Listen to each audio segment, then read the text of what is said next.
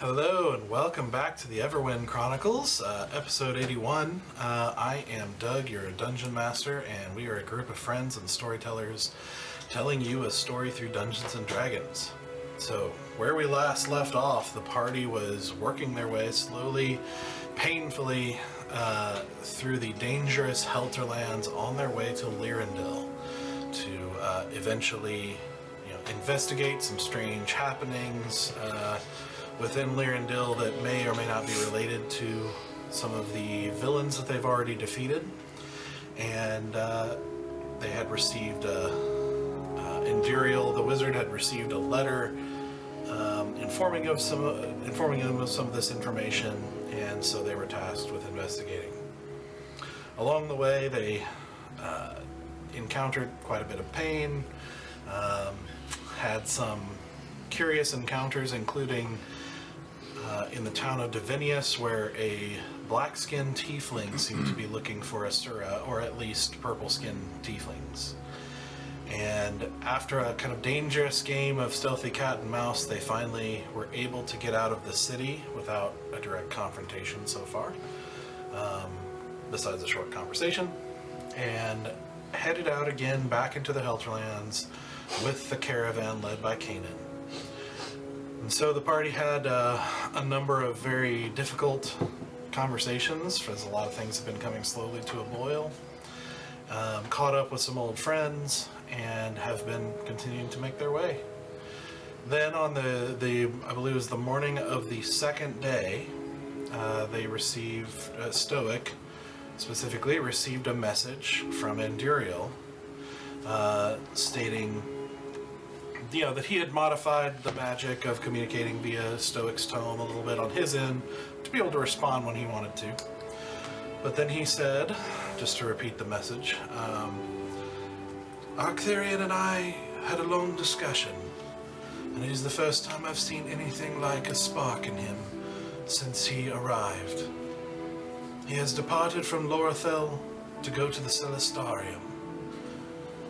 I am to tell you that if you desire rescue, to go and see him there. And that is where we're going to pick things up.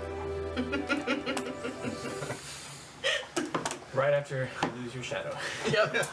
Lose your shadow, gain a Celestarium. Yeah. It's time to get your soul back. Yeah. Feels like a decent trade. Soul, shadow. Can't say. Me and my shadow. Peter Pan lost his all time. I'm not scared. So you're reading this message right now. What are you doing? Do I know where the Solastarium is? You've never heard of it? Okay. Celestarium, like Celestial. celestial. Okay. Celestarium. Does anybody ever heard the Solastarium? Celestarium. Like celestial starium. Celestarium. Celestarium. Okay. Celestarium. Would Easy have knowledge of that? History. Roll a history check. Would I have heard of any fables? It's like- 24. Oh damn, never mind. I'm a bit of an expert. That was my minor. Nobody uses it high. Celestariumology. It's a niche. It's a I was niche. only 3 Yeah. Might as well go for the minors. Only have Really- 3 extra credits, you know? It's really fascinating. I swear I'm only working at Starbucks temporarily. Oh, that was true. That's my backstory. I think we all felt suddenly very seen in a way we didn't want to. So with the 24, it is not something you're like. It's not a wizardly thing. It's more. Okay. It's not directly in your wheelhouse of training. But I'd say you heard it at one point during class when they were talking about magical locations throughout the world. Just talking about certain forests or the Fields of Delusion or the House of Fates or and the Celestarium was brought up. But it seemed to be a little more religiously bent, obviously, and that there was speculation that it was a place that was where the celestial, or Celestia specifically, the realm touches the material plane. And but no one knows where it is. I relay that information. So you know what it is, just not where it is. Not many people do, yeah. I assume that if you're celestial, that you'd probably know where it is, but most, I'd say, people within this realm do not know. Would Imperial know? Can you ask him? He's kind of the one that told me I should go there. Or that we should go there. Without a map. I mean, it doesn't have to ask. Just be like, hey, so That's awesome. where is that place? Where? That's fair. I will open my book. I'm assuming we're traveling while this is going on, or Yeah, or we can say we stopped. You Everyone's- stopped on a break, maybe mid-morning or Everyone's something. touching. No, actually, this was when you woke up, if I remember correctly. So this is actually, you haven't set Okay. out yet. okay. You're like, Yeah, everybody's packing up at the moment. So I will message Octarian and so Celestarium?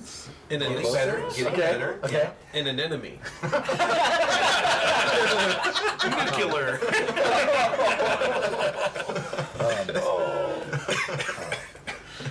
Easy has heard of that place, but none of us know where it is. Would you be able to direct us? Please. I have words left. Character growth. I have been given a region, but from there you will have to be guided. The Celestarium is a place that can only be found by those who are invited. Also, from what I understand, you should take a look at your own heart, for no one can obligate you, persuade you, or force you to enter that place. It can only be then entered by those who desire to.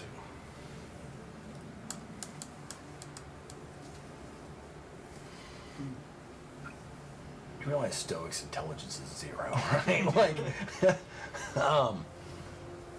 I show Easy my book. I don't know what he means. Well, I think he's trying to prepare you, yeah, that Celestials are very powerful race, yeah. That they, you can't, I guess you have to be prepared for the judgment in some way. Probably similar to bears, yeah, I would assume. But if they know what your true heart's desire is to be rid of Bogash, then I think that they'd be willing to help you, yeah. That is the end goal. But I asked him for direction. I thought it was like some kind of coded map.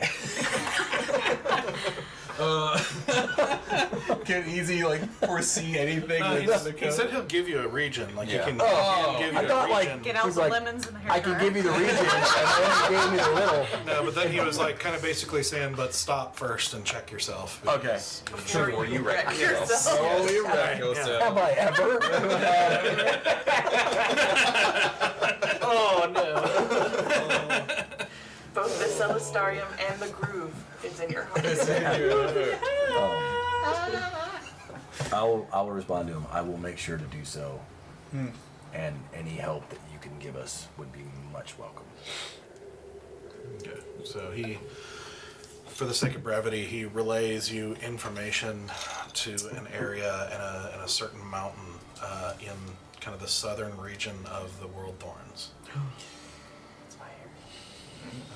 So he would estimate, and he said it's hard to tell exactly where it is because he genuinely doesn't know. He's just been relaying the region that given to him by Arcthurian. But so it's anywhere from a day to 3 days Did he give us the name off of of the mountain? path, basically. Did he give us the name of the mountain? No. Okay. So A day to 3 days once you're in the World Thorns, or a day to 3 days from here? So essentially, if you are looking at a map, you would see that about a day out from Fort Relica, you would have to break off and head north. and it's about a day to 3 days from there. I had no idea we were that close. Yeah, because we're coming up to the border. Lirindil and Yeah. Helterlands are like right. Right. Yeah, amongst each we're other. coming through, so we've come up through here. And The we're World here. Thorns. The World Thorns are like right up yeah. here. I thought we were going east. No, we were going west. West. Yeah, you've been headed west. It's close to Yeah, we've home. been heading down. Why do you think it's snowing all the time? I thought we were going north. I didn't know we were going northwest. Because we've actually been clocking the southern ridge here, and we're coming through this way instead of going up this way. Huh. So guys, it sounds like there may be a chance to help me. But it means, I mean, if we go now, we would be abandoning our current mission. Do we have a timeline on this mission with what's his face? Wizard man? Old man wizard? Octarian? I don't believe so, but we currently know, I can't remember his name, the actual archangel. Arcturian is the Archangel. angel. Arcturian is the angel, okay. Yeah. Anduriel. Yeah, Anduriel is the Wizard. wizard. Ah, thank you. They all have very Yeah. elementally Sounding. lyrical names. Okay.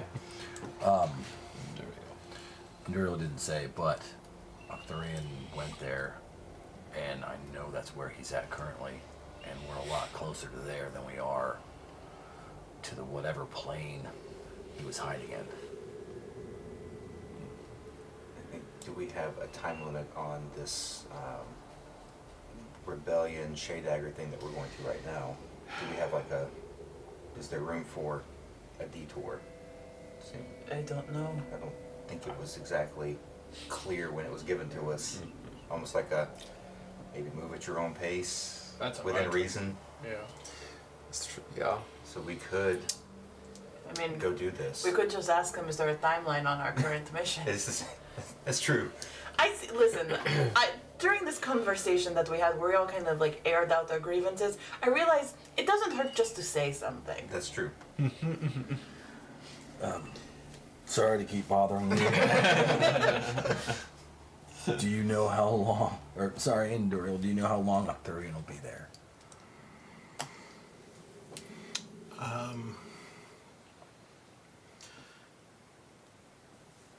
It is difficult to say, as if what is rumored is true and Celestia indeed touches that place, then time may work differently. I do not know. It seems to me that in their nature that the choice is more important than the time, and so if you cannot go immediately, then I do not foresee Octarian abandoning you simply because you didn't get there quick enough.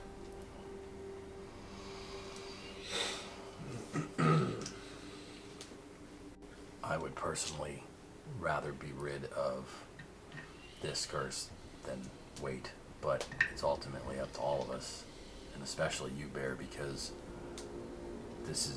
we're going to have to rely heavily on you for this. I was gonna say it's up to you. If you want to go, I say let's go. If you want to put it off, we can put it off. I'm ready to go. Once we get to Fort Relica and get these people there safely, I say we go immediately. If this I has a do- chance. I do want to at least get the temperature once we reach Fort Relica, what is happening in Lirindil, since we will be at the border. Just in case we understand that things have gotten progressively worse. I want to support you in this, That's fair. but I also want to be mindful of what other timelines are happening right now. Do you want to come with us to meet a Celestial? Is that what they call the trees in the forest? A celestial? Yes! You do Stoic love. I wasn't exactly too sure of why you were headed to Lirindil in the first place. But yeah, I'm open to going. It's more of an amorphous concept.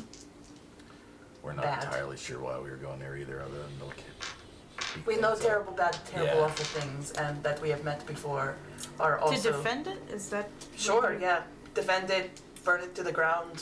Whatever is necessary to rid the world of amorphous evil, yeah. Then maybe we should go see your... A little stiff. I appreciate it so much. All right. Well, then let's get. It's your home? Yes, it is actually. I'm from the World Thorns. Our temples, the Silver Flames temples, are actually all located in the World Thorns. So it's another added bonus. Might be able to find a guide, find some shelter. How long's it been since you've been home? Since home. Man, how long's that been? 2 years. But since the temple, maybe a year and some change. But yeah, I should be able to find a temple pretty easily. They're closer. If you have time, I'd love to show you my tribe. It's a very nice place. They're not gonna kill me, are they? Don't know. That's what I'm also kind of worried about. Maybe we should do more of a stealthy option, yeah, to get to this location. Can we at least stop by at some point? I really want to see them. Let's say after the situation with Absolutely, Stoic. Ben. Okay. Yeah, I think it's Can start fine. and Yeah. serve that You way. say you want Okay. to see who? Well, at least start with the temple, and then if we have time with my family, I'd love to borrow So- those. The World Thorns is incredibly long, right? Like it is, We don't know where it we're stretches going yet. mid-continent all the way well into Northfire and beyond the charted area. And your family is up in the Northfire part of it, Mm-hmm. so you know We're in the southern region of the World Thorns. you are the southern tip of the World Thorns is quite a ways from It's a bit of Where a you stay probably Okay. That's fair. through mountains. You know, I don't know the name of at least a month of travel probably. That's fair. But there's got to be the temples are there, right? The Silver Flames temples. the southern region. I believe that's further north as well. All of them. The one that you are familiar with. Or Oh, okay. both, yeah. Okay. I know we're going to Virginia, and I'd love to see Maine, but and stop by New York Temple on the way. I get it, but Although it really depends on what part of Virginia, because Virginia goes on I know. forever when you're driving north. Yeah, it's like Colorado. The mountains in Colorado is awesome. Do you think we could stop by the Yukon? It's right on the way. It's right on the way. Yep. Just a quick. Fine. Just hate being so close. Well, closer than we've ever been, but it's fine. Your thing is more important, but maybe next time. I mean, we'll also be in Lirindil for a little while, so maybe we can scoot upward towards the end. It would take a while. Well, Like we're on the other side. we have time. so also, how many mountains are in the World Thorns? How many? Like Because a lot. It's a It's mountain like, region. It's all mountains. Oh, because we're supposed to go to a particular one, and I was hoping that maybe there was like 3. No, Grandfather mountain. okay. He didn't tell you where. No, he didn't know which Well, one. didn't I don't know this. Never mind. I can't ask it because he didn't show it to me. Shut up. Shut up. So glad it's a book. It's in your heart. Yep. All right, Ooh. let's just continue on, and we'll ask questions along the way, I guess. Once we get to Fort Relica, we can divert from there. I think that's smart, yeah. Okay, so the current plan is to continue on, finish out Fort Relica, and then turn around and go back out to where it branches. Yeah, because Fort Relica, we can, instead of going into Lirindil, we can go up. Yeah, about a day out from Fort Relica, you can. There's a branch where you can start heading north, and Gotcha. Well, One we of should the at three least days get ourselves off. to Fort Relica because we Yeah. did make a contract saying we were going to protect the Yeah. caravan and so Oh, forth. definitely. And they want my money. Yeah, no. We gotta get these people safely. Yeah. Yeah. It will Plus, cost there us might a be something day, in Fort though. Relica we might need to pick up, Yeah. like things to keep me warm in mountains. You think it's gonna be cold? I feel fine. Hey, It's all of you. It's all I like of a you so thin much. little cloak on. Honestly, this is kind of enough. You're in a t-shirt. Yeah. It's like Yeah. -6. It's shorts weather. I'm kind of no sweating, to be honest. Sir, as a complete side note, as I was looking through old notes from sessions from a long time ago, I'm curious because you had lost your gloves at one point. Mm-hmm. You asked Cithras to procure you a new pair, Yep. which he did from separate people. I had 2 random gloves. Yeah, with a short glove and a long, right. like, Yes, blue like, velvet yeah. glove. Are you still wearing that? Like, And then some, like whatever. Yeah. I think eventually I did buy like just real Oh my actual goodness. gloves. I think when I got the upgraded armor, I think I at one point got I thought that's when he gloves. stole the gloves for you. Oh, was that? Oh, that was when he stole them. Yeah. oh Okay. yeah, he stole them. Yeah. From Yeah. No, different I've been people. wearing 2 random gloves. Yeah, 2 random gloves so to reduce suspicion. Yeah, yeah. Because it was. Okay. I did eventually cut off the like other part of that like fancy glove Oh, okay. so that it could Okay. tuck inside my like, and so I've been using like the rest of that fabric for like if I need scraps of fabric, and then the other one was a little too big, so I imagine I like took a piece from that one fabric and like tied it a little tighter so it could like hold properly. I have like Awesome. one floppy hand and like one pretty hand. Awesome. Okay. You're welcome. Clarifying important stuff. Yeah, extremely important. So, so you guys kind of finish packing up and mount up and head out, assuming you've relayed, had this conversation with everybody. So you head back out on your way. Is there anything you'd like to accomplish on this day while you're traveling?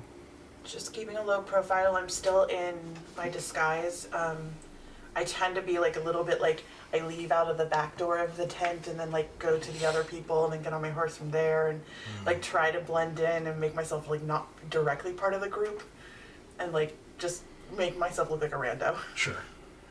Okay. Keeping an eye out for anyone kind of tailing us or. Roll perception check. Let's try this.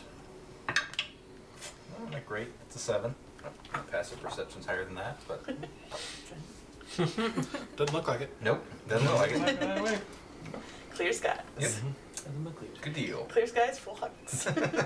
I would say continue my training with Glaive, like the forms, and just like keep an eye that she's okay. And after like we chat, I'm gonna like message everybody out of earshot of Glaive. A thought just occurred to me, guys. I know we're gonna divert from the path to go to Celestarium. What do we do about Glaive? Do we take her with us? Do we leave her in Relica? What do you think? I say offer her the invitation. It's Let her make the It's decision. up to her. If you guys are fine with her tagging along, I actually enjoy her company a lot, but I want to make sure it's fine with you guys. Is that okay? Absolutely. Yeah. So choice, yeah. All right, Bear, over and out. 10-4. What was that, Big Easy? Smokey and the Bear. Oh no. Well, she still needs to give us all our call signs, so. That's true. Oh, that's so good.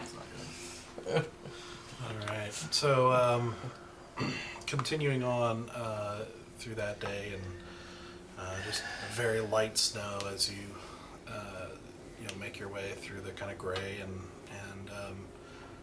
still threatening landscape of the Helterlands. But so far, you still haven't encountered anything terribly serious. Again, that additional stuff that Kenan was able, sell swords and whatnot that Kenan was able to acquire in Divinius have definitely been helping make any encounters you do have a lot easier. So it's a bit smoother travel. So as you guys stop for the night and circle the wagon, so to speak, and kind of set up camp and everything as normal, Aziri walks up to you, Bear, and she says, Bear, if you don't mind, I would like to ask you to tell me about your training. Oh, sure, yeah. What would you like to know? Well, what was it like? What did they teach you? guy's name. Yeah, get those backstory notes. Mm-hmm. Dang, where did I put his name? There we go. Well, when I joined, a man named Balthazar was like our trainer, and there was a small group of us. We didn't do like in-depth like moves that I see you and Valen doing. It's more like here's your sword. We would like, I mean there were some moves, but like it's more, I don't know how to describe it. Moves, but not as in depth as you guys. If that makes any sense at all. It was a lot of like, I don't know how they did it, but they awakened like a magic in us.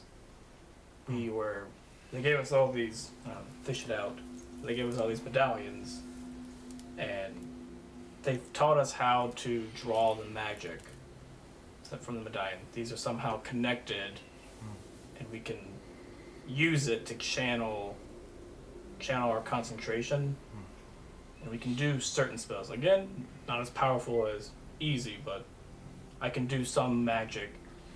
It's almost like the magic is more suited for fighting. I can use the medallion to infuse magic into my weapon, so my weapon deals a more powerful hit. But yeah, a lot of like drills, running. We'd go on patrols to kind of learn. We'd have a small mission that they were pretty sure that it was like they knew who the bad guy was. We went with one of the guys who had already been through it. He took me and Harvey. We went up there and, well, he kind of like let us do it, but he was there the whole time to make sure we were doing good. But everyone kind of fights their own way. Like Harvey's more of an axe guy. I'm more of a great sword guy. Some guys like crossbows. Just kind of, everybody brings their own style, and the Silver Flames help you learn how to infuse your style with the magic that they somehow have access to. But yeah. I see. And they did not explain how that works.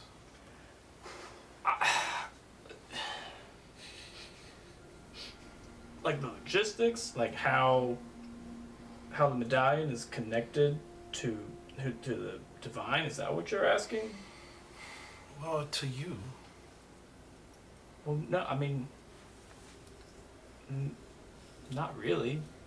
I know that I can feel it coming from my medallion, so I know that's where it's coming from. But where that gets its power, it's from the divine. The Silver Flames are a little different from other paladin orders. We don't have one god that we draw our strength from. There are several. I think there's maybe 12. So I never know which one is feeding the medallion. It's more like an amalgamation. So I don't know how it I don't know how that works. I just know that this is connected to the divine, and I am connected to it. I see. I think I have been thinking about it as we have been working on your movement. And I think I am beginning to understand how the Silver Flames are different than what I was taught. And it does not mean better or worse, just different. And I wonder if maybe you could benefit from some of what I was taught, because I think some of it may work similarly. Really? But well, you have been taught that your mind is important, to know the gods, good from evil, and how to solve problems in the church. Yeah. You have been taught that physical fitness And skill is important for travel and fighting, yes? Yeah. And you have been taught that the soul is precious, Yes. Very much so. valued above all else. And I was taught similar things, but I was also taught that these things are not separate. That it is more like faces on a cube, three sides of a same thing. You. And so when I am doing my forms, it is not just me simply trying to do physical motions, but mental and spiritual as well. One being. Interesting. So I would, if you would, I would like to try something. Yeah. We are going to do one form, a really Okay. simple form. Okay. And it's going to be simple so that we can repeat it and you don't have to think about it. Okay. So, if you would, and she kind of does a very simple motion. It's very easy to remember, and then just sort of loops it, so that you're just kind of doing it. And it's the point obviously is to forget about that and just kind of be Okay. in the motion. And so, I don't want you to focus on that. I want you to try and do this form with all of you. All of me. The three sides, one. And which the three sides are again mind, body, and what's the third one? Spirit. Spirit. It's like as I'm doing the form, you know, at first it's very physical. I'm just thinking through the steps. I mean, yeah, you just do it. I don't know. You're doing yoga right now. Yeah, You're doing so. Downward Some dog. Tai Chi. Yeah. Yeah. Push. Yeah. I go through it over and over again. Like I let my mind kind of wander, and I just kind of do that until I hear more instruction, or until I get like tired. Okay. So you do this for a while, and eventually you do successfully get to the point where you're not really thinking about it, like the motion. And you kind of continue to do this, and you know you close your eyes and try to imagine these three different things and what it would be like to do this with your mind or to do this with your spirit. It's an abstract thought. It's hard to wrap your brain around. And you know, you continue to do this, and as you do, you start thinking about how these things could be linked together. Or, no, not linked, but the same. Different reflections, different aspects, different sides. And it's interesting to think about as someone being untrained in like meditative practices like this, and so your mind does wander a bit, and you find yourself sort of idly thinking about what your trainers back at the Order of the Silver Flame would think. They must be somewhat open-minded if they serve all the gods. And as your mind is sort of starting to flow freely like this, you almost can't help it, you know, even if you don't fully realize it consciously, but you just start thinking about these different gods and sort of making these sort of free-flowing, you know, thought process of all the gods, different sides, Aziri, Morin.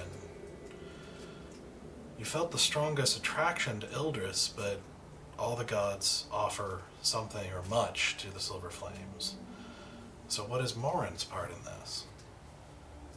And your hand kind of unconsciously strays to the hilt of the sable blade. What part does death and shadows play in your duties? She's the ultimate judge, the final reckoning, something to be feared, a vision that sees all but hides so often from view, watching every action and thought, something people want to hide from but can't. They wish they could turn invisible and hide, but they can't. She is the invisible watcher. And just kind of lost in this thought, you are sort of interrupted as you hear Aziri go, "Oh." And you open your eyes and she's sort of like looking around the camp, like kind of surprised and a little bit confused. What are you looking for? "Oh. Wow, you scared me. Did I what? I did not know you could turn invisible. I can't. But you are. What? I cannot see you. What? Like my hand up in front of my eyes. Yeah, you are invisible. What? How? What? Hey, easy. Easy. Yes. Did you turn me invisible? What are you? Here. Follow my I can voice. hear your voice, yeah, but there is nothing there. I know that. Did you turn me invisible? I don't have that ability, yeah. Oh, I thought you did. No. Is that Stoic's thing? I believe, yeah. I believe Stoic can turn Oh. people invisible, yeah. He is the expert in that, yeah. I can turn you into a dragon if you want. That's about the only things I can turn you into. Maybe You notice, I mean, he is not really looking directly at you. He's kind of talking in that direction as he's walked over, but he clearly can't see you. I try to like I put my hands up. try to make sure they're not pranking me, so I'll try to like scare him, like put my hand right in front of his eyes. Nothing. Stoic, are you around? Are you gonna look for him or are you just calling for him? I mean, I look as well. Do I see you? Are you next I'm to kind of on the other side of the wagon. I was gonna mention this when you asked what we were doing. I've been practicing my bear impression. Oh. So as you come around the corner, you see yourself. What is going on? Trippy. What? Are you trying to replace me? What is happening?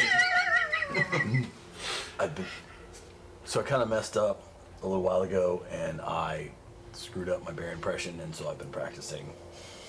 Oh, I didn't really want anyone to see. Wait, where are you talking to me from? I like reach out and touch him on the shoulder. I'm right here. Did you do this to me? Did you make me invisible? Scared. I know you've done it in the past. Did you? I did not make you invisible. What the hell? I don't know what happened, but I turned it. I was doing my moves with Glaive. We were practicing. Whatever the kids call it these days. Doing your moves. Yeah. How old is Glaive? It's like 20, Yeah. or take. Okay. I'm like 40. Okay.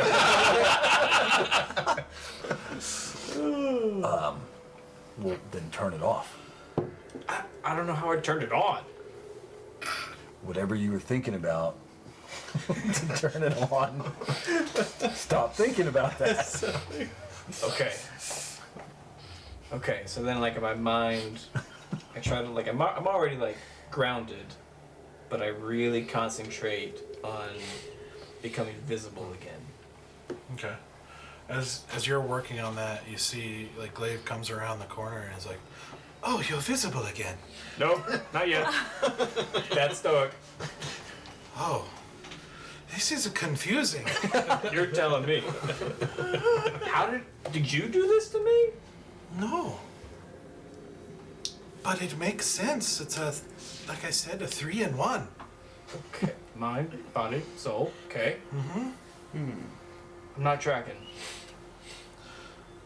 I don't know. What were you thinking about? Well, I started thinking about my body, the muscles, and I thought inside of that, there's the brain that controls the body, and then inside of that, there's a spirit, a soul, that kind of not necessarily controls, but influences the brain, or like tells the brain how to think. And then I started thinking like they're connected, 3 things, 1 bear. And I just started thinking how they kind of mesh. And then my mind really wandered, and like I told you, there are like 12 gods.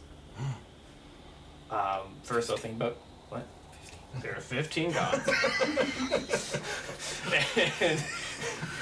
and I've taken a liking to Ildris, but I've also had run-ins with Morin.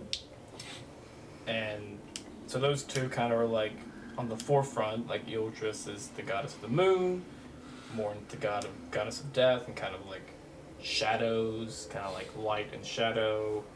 You know, some people run from Morin because she's terrifying, but sometimes that can be very helpful. Like she's also, like you don't want people to, everyone can't live forever. Death does serve its purpose. And yeah, they just kind of like Ildris and Morin, we serve them both, but they're not 2 distinct personalities. They are and they're not. They all kind of go together. Wow, that makes some sense. She is called the Invisible Watcher. Maybe she is helping you. Really? You serve them all. Yeah. Oh, I do. That's interesting. My hand goes As you're kind of like thinking through this and like kind of turning, you know, she's kind of helping you kind of turn back inward as you're kind of taking stock of what happened and everything like that. You realize there's actually kind of a part of your mind still that's just kind of barely in that state. Mm-hmm. And as you kind of realize it's there, you start to relax it and sort of let it go, and you become visible. Do I feel a sensation? Do I know I'm visible? I mean, you see, you know, you can see when you become invisible. Gotcha. And she's like, oh, there you are. Wow. You are amazing, Bear. I'm back. Glaive, that was incredible. You are incredible. Yes, If you can turn invisible, you really are the secret dragon now. Secret dragon. That's my name. That's my name. That's my name.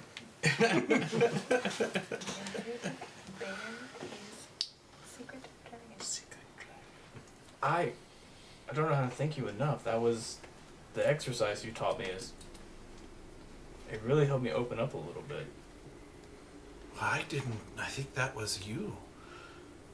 And you and your relationship with the gods in your order. Like, it's not a fully formed thought at this point, but I'm just going back through yesterday and my struggle with Stoic.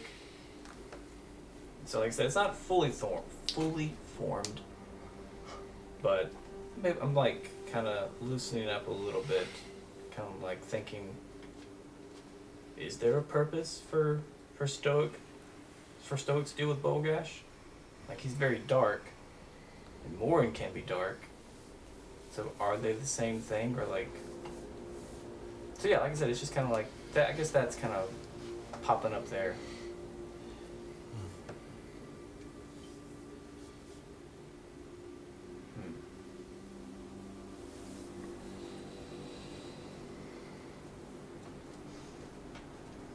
Yeah, it's interesting how all the distinct things can be still distinct, still their own unique thing, but there for a purpose. Like, they all serve together.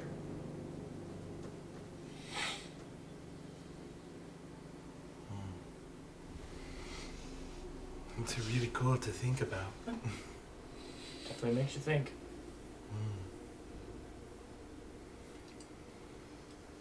Well, I'm going to go to bed. Thank you again. That was very. I mean, that was awesome. I'm not gonna lie, that was pretty awesome. Thank you for helping me Yeah. relax a little bit. Okay. Good night, bear. Good night, Glaive. And fake bear. You're welcome. And I try out my bear voice. She shakes her head. You could never be bear. And she walks off. I turn myself to look like her and just go. She goes away.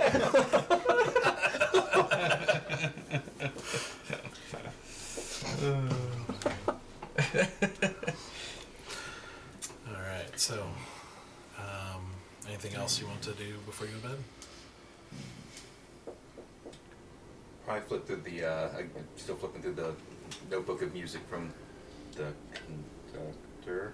I said that apprehensively because I can't remember if that was his name or not. The choir director, the chorus director? Yeah, the choir choir Director. I keep on saying the conductor. Yeah, the choir director. Similar. Yeah. And after flipping through that for half an hour or so, go through my meditations and my evening, moves and. Yeah, as you flip through his notebook, you see at the beginning, you see a collection of what looks like his somewhat simplistic arrangements or renditions of kind of common songs.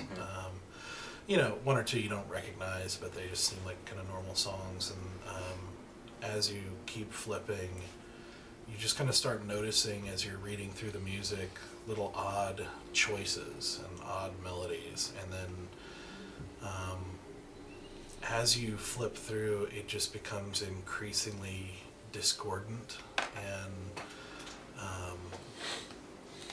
just notes that would not sound good together, and dissonant, and like sometimes happy going straight into like kind of ear screechingly bad or sad, and just kind of increasingly chaotic. And sometimes there are little bits of lyrics that seem to be his own, but it's like phrases not even put in the right place for timing sometimes, and it's just doesn't always make sense, and sometimes it's just illegible scribbles, and it's just, you basically feel like you're watching a musician go insane. Yeah. Okay. Yep. Like I said, like half an hour, so just flipping through it. Yeah.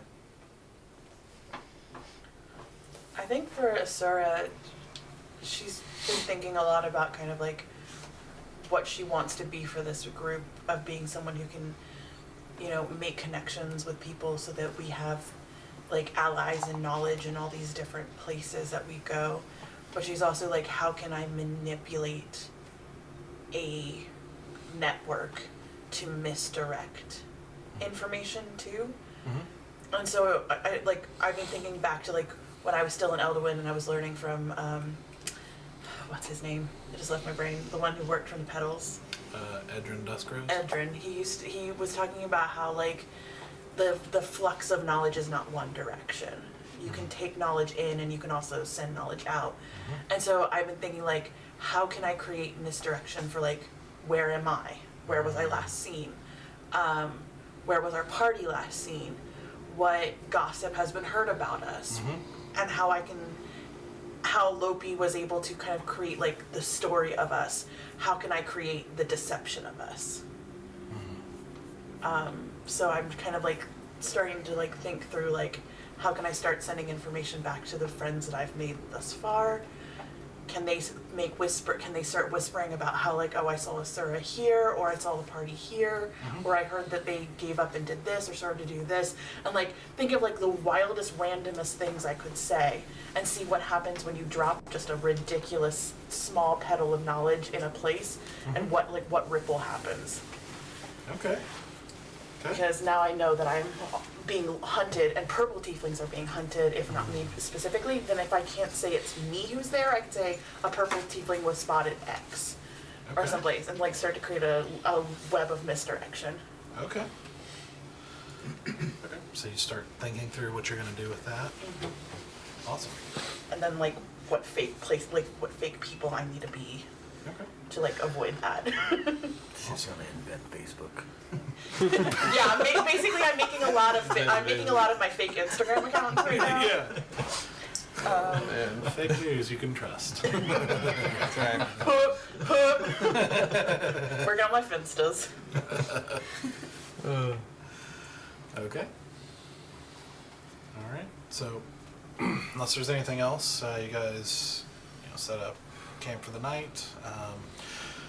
For the sake of brevity, for the remainder of the, let's see, 3, 4, 5. There are 3 more days of travel. Is there anything you want to accomplish while traveling on those 3 days before you reach there? Still keep working on my bear impression, but in a better hiding spot. In the tent, at the table, Yeah. right in the middle of everything.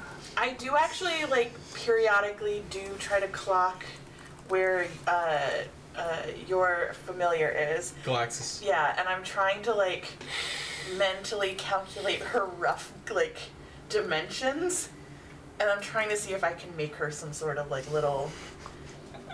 Armor. I feel like she needs to possess something aesthetically. Because so she's tiny. Because she's tiny and cute, and I want to give her something. So I try to calculate how to make a little breastplate for her. Sizing her up. Yeah, but I make it out of scraps of leather and the little bits of that glove and just whatever scraps I have available. Okay. Let's see.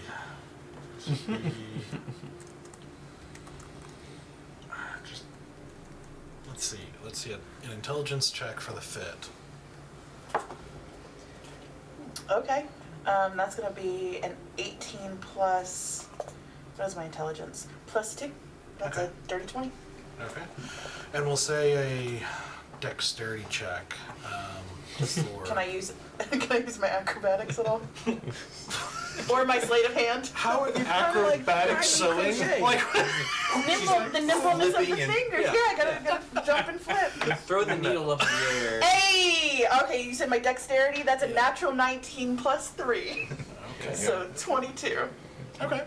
So spending a good, kind of dedicating a good amount of your break and downtime for the remaining 3 days, I'd say you'd be able to get a crude. It's hard because you've you're not a clothier, you're not Not even a little bit. not at all. And this is an animal, a small animal that's weirdly shaped.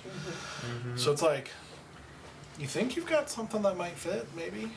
Yeah, so at one evening while we're all at dinner, I just easy. Yes, yeah. If Galaxis wants, I made her a present. And it's a little, it's very awkward, the scales don't line up real pretty, but it's got a little scale-ish pattern, and you can see that I didn't know how to get the edges to look super nice, so they're definitely rough cuts, but I put all these little bits of fabric to create these little ruffly bits, so it kind of looks real pretty. A little Okay. Mod Podge, but it's meant to look very ruffled and cute. Thank you, yeah. I'm no expert on pseudo dragon fashion, but maybe she'll I don't know, fancy it could be yeah. the worst idea I ever came up with, but perhaps she would like it, and I thought it would be best if you gave it to her. Thank you. I'll give you credit, yeah. It's not. It's alright, you don't have to give me It's credit. Please, if she doesn't like it, do not give me credit. Well, she doesn't like me much anyway, so what can hurt?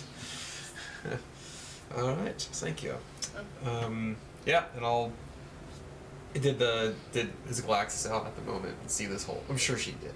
Saw the whole interaction. Yeah, I mean, at the moment, we'll say as you, I guess we'll say this is at the last night, and you see her kind of perched up on the tent, on you guys' on top of you guys' tent as you are gathered around for dinner and everything. Yep. Always watching you. Always watching me. Oh. Good. Oh, I also wanted to collect seeds on the road. Any seeds possible. Okay. I know it's snowy, and I doubt, but I'm Yeah. just putting that Real out tough there. right here. Okay.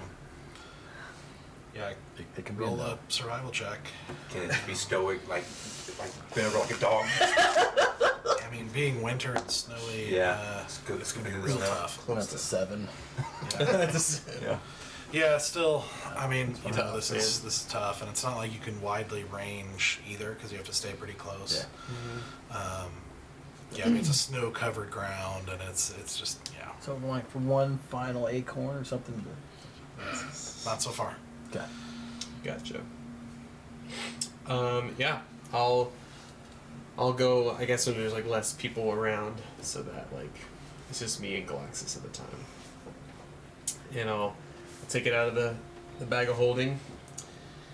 It says that our party fancies you. Yeah, if there's a gift presented to you, if you desire to take it. I don't know if it's something that you would like or not, but I'll hold on to it in case you don't. I present it. Actually, I'll cast Mage Hand. Mage Hand will hold it, and then raise it up to her, because she's above me, right? Like, kind of out of reach.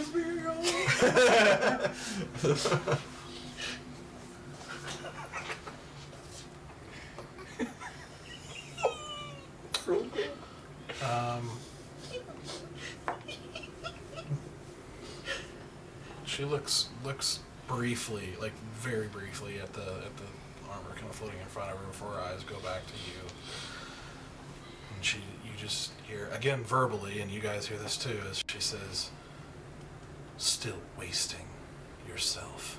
Oh shit. And then again, Flies up into a tree away. goes back in the pouch, and I mean, they all heard that. Okay, all heard it.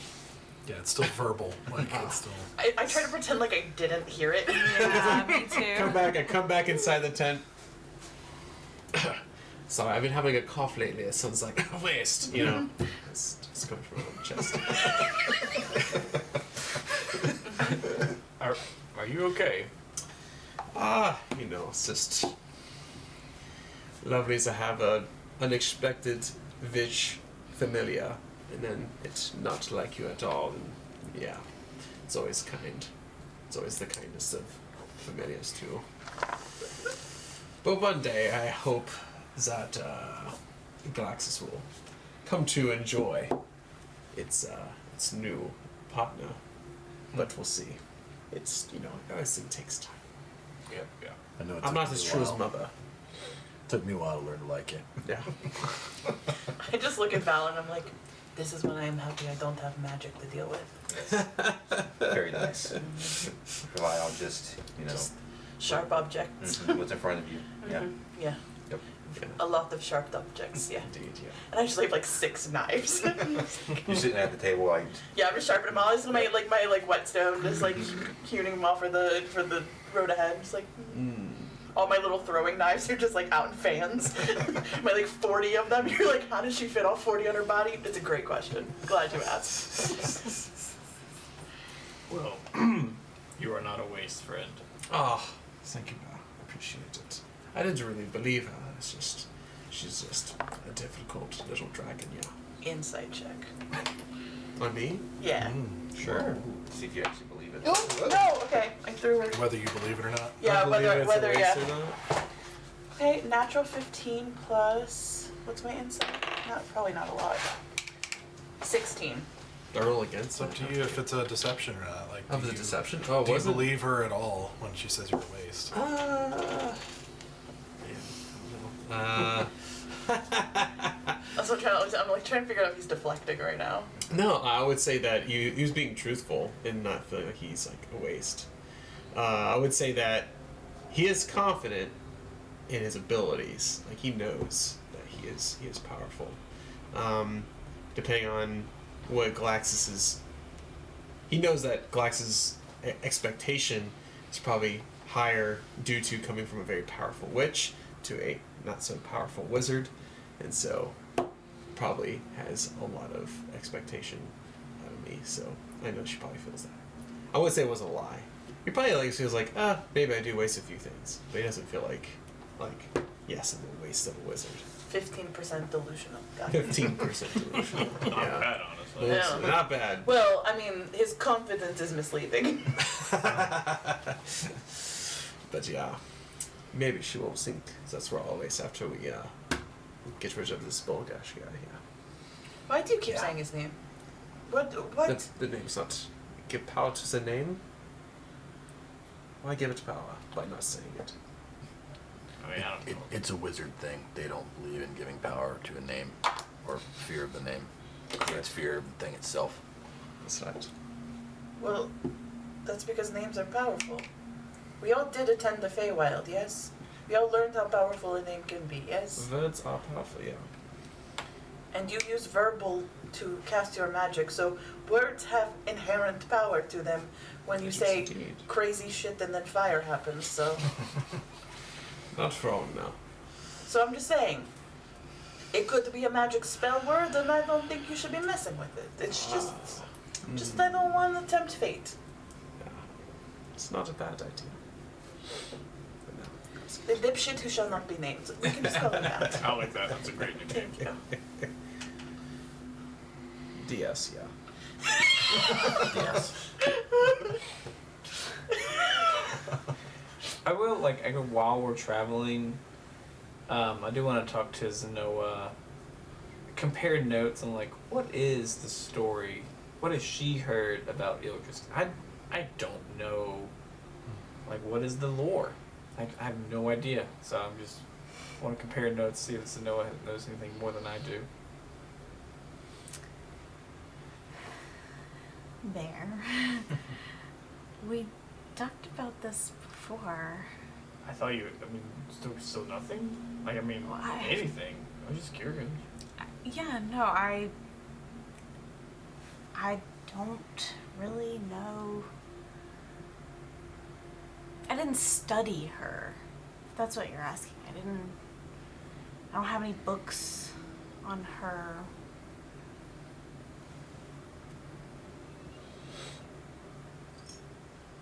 Yeah, I don't.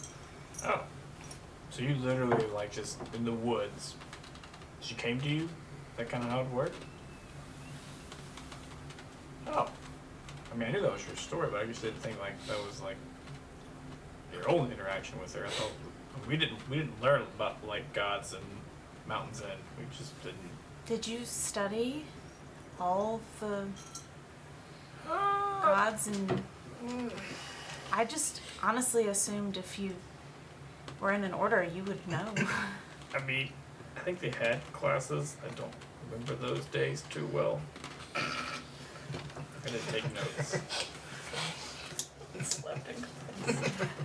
We were really tired, okay? We had to run, miles and a lot of sword practice. Like Hell Week, but all Yeah, year it long, was yeah.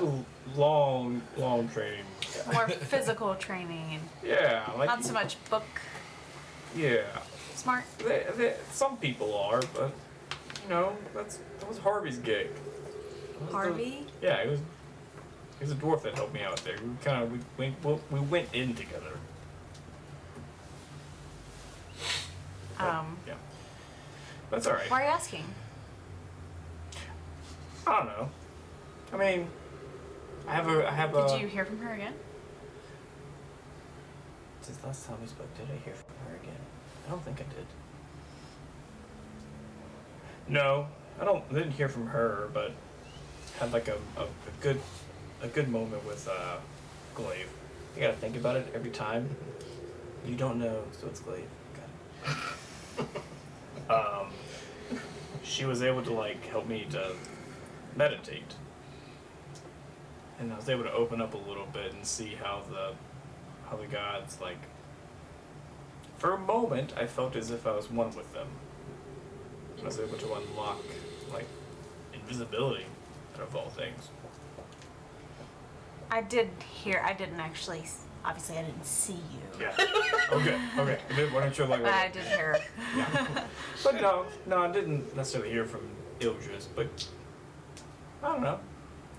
Better late than never, I suppose, to learn about who I follow.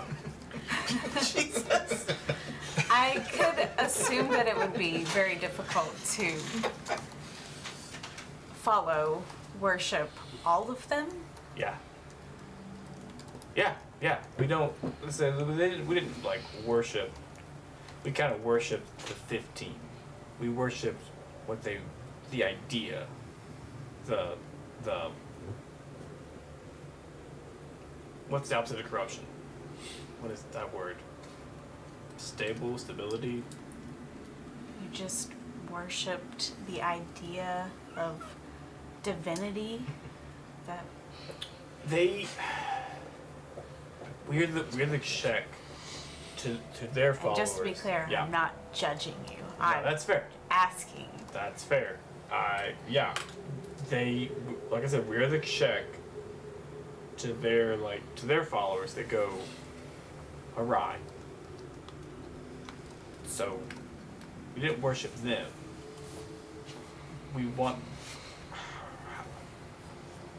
We're just that check. We're that secondary You thing. watch over clerics. Yeah.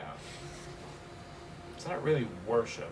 It's like just keeping them in balance, keeping everyone else in line so they can do what they need to do. Better a dead cleric than a corrupt cleric. Correct.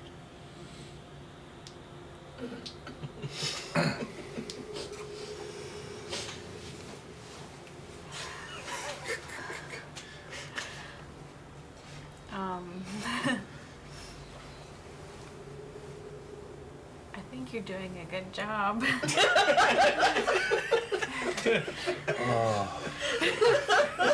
Thank you.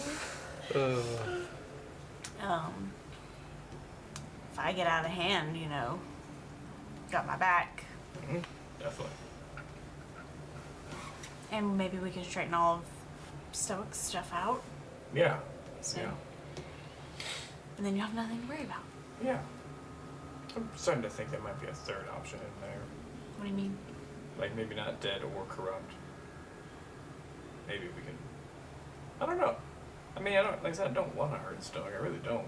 But it's got to be if there's a way to redeem. I hope there's a way to redeem. I think you might be onto something. It's worth a shot, right? Yeah. And he's not dead yet. That's true. We got time. Sorry about not really being Ah. able to give you information. That's alright. You didn't really exactly have churches or temples to her where I'm from, so. I didn't realize she was so mysterious. Maybe she's not. Maybe we're just not looking in the right place, or maybe Lirindil has some information. Maybe. Or if we talk to Celestials, as Stoic says, they can give us some information too. It would be nice. I hope so. That's alright. No, that's okay. I'm not. Yeah, I was just curious. We got the time. We're kind of traveling on the road. Alright. Congrats on going invisible. Thank you. That was pretty fun. I can see why Valen trains the way he does to be able to meditate, kind of let go for a little bit. Can you do it again? I can take a minute. I gotta visualize. Again, do the same thing. Body first, mind second, soul third. I kind of mesh the three together. Try to let go of my mind, and I focus. Like I don't focus, but I just like kind of invisible.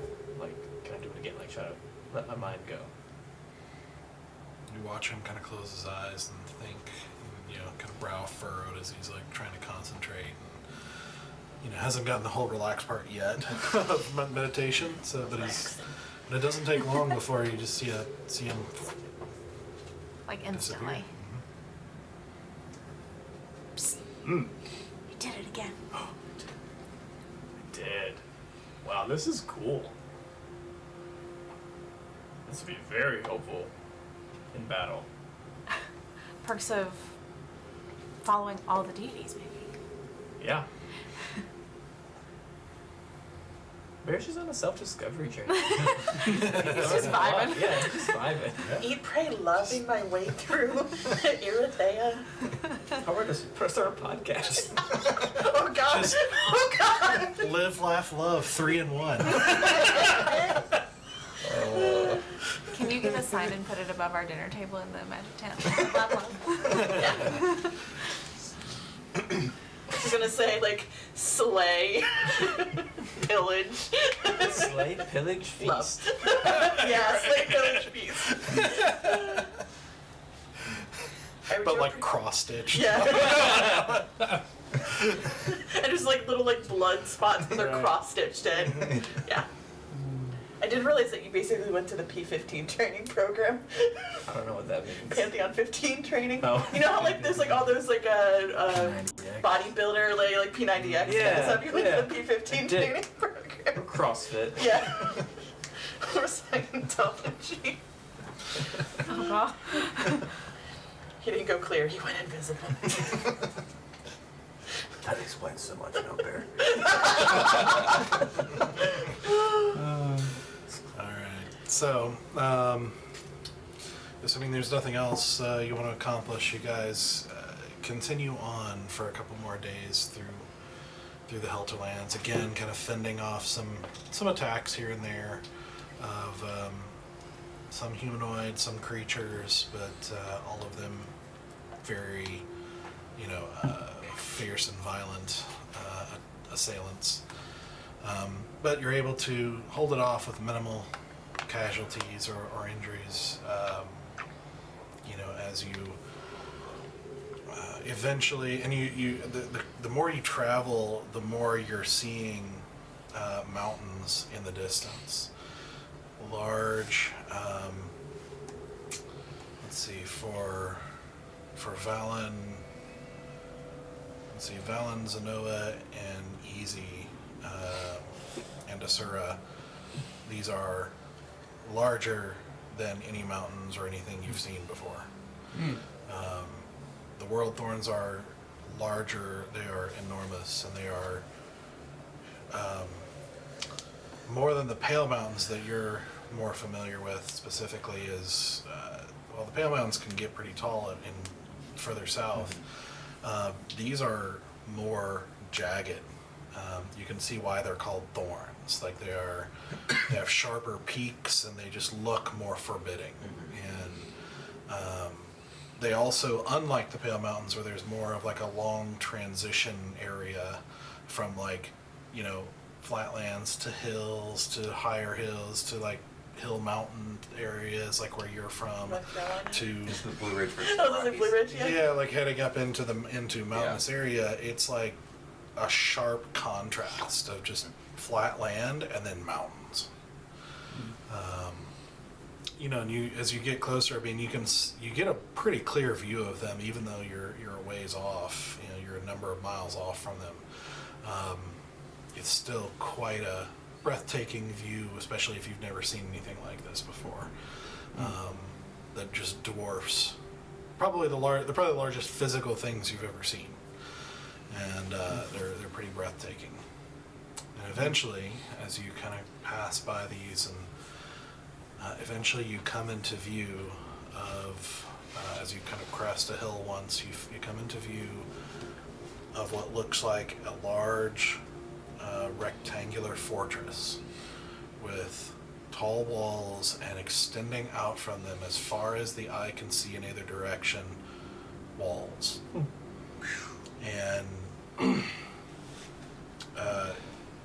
you see kind of off in the distance, coming from the south, you see a group of what looks like a patrol of sorts, maybe about 20 men on horseback, just kind of making their way along the walls. And you can see occasionally patrols on foot on the top of the walls periodically. But there, right where the Silver Road ends, you see Fort Relica. And so, as you guys eventually make your way there, you find yourself in traffic as you find yourself kind of stopped as in a slow-moving line. And you've been through something like this with Elduin, but not as long. as these are whole caravans and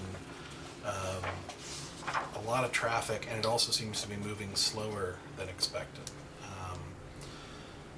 And this is like morning, like you left and a couple hours later, basically. So we'll say early to mid morning.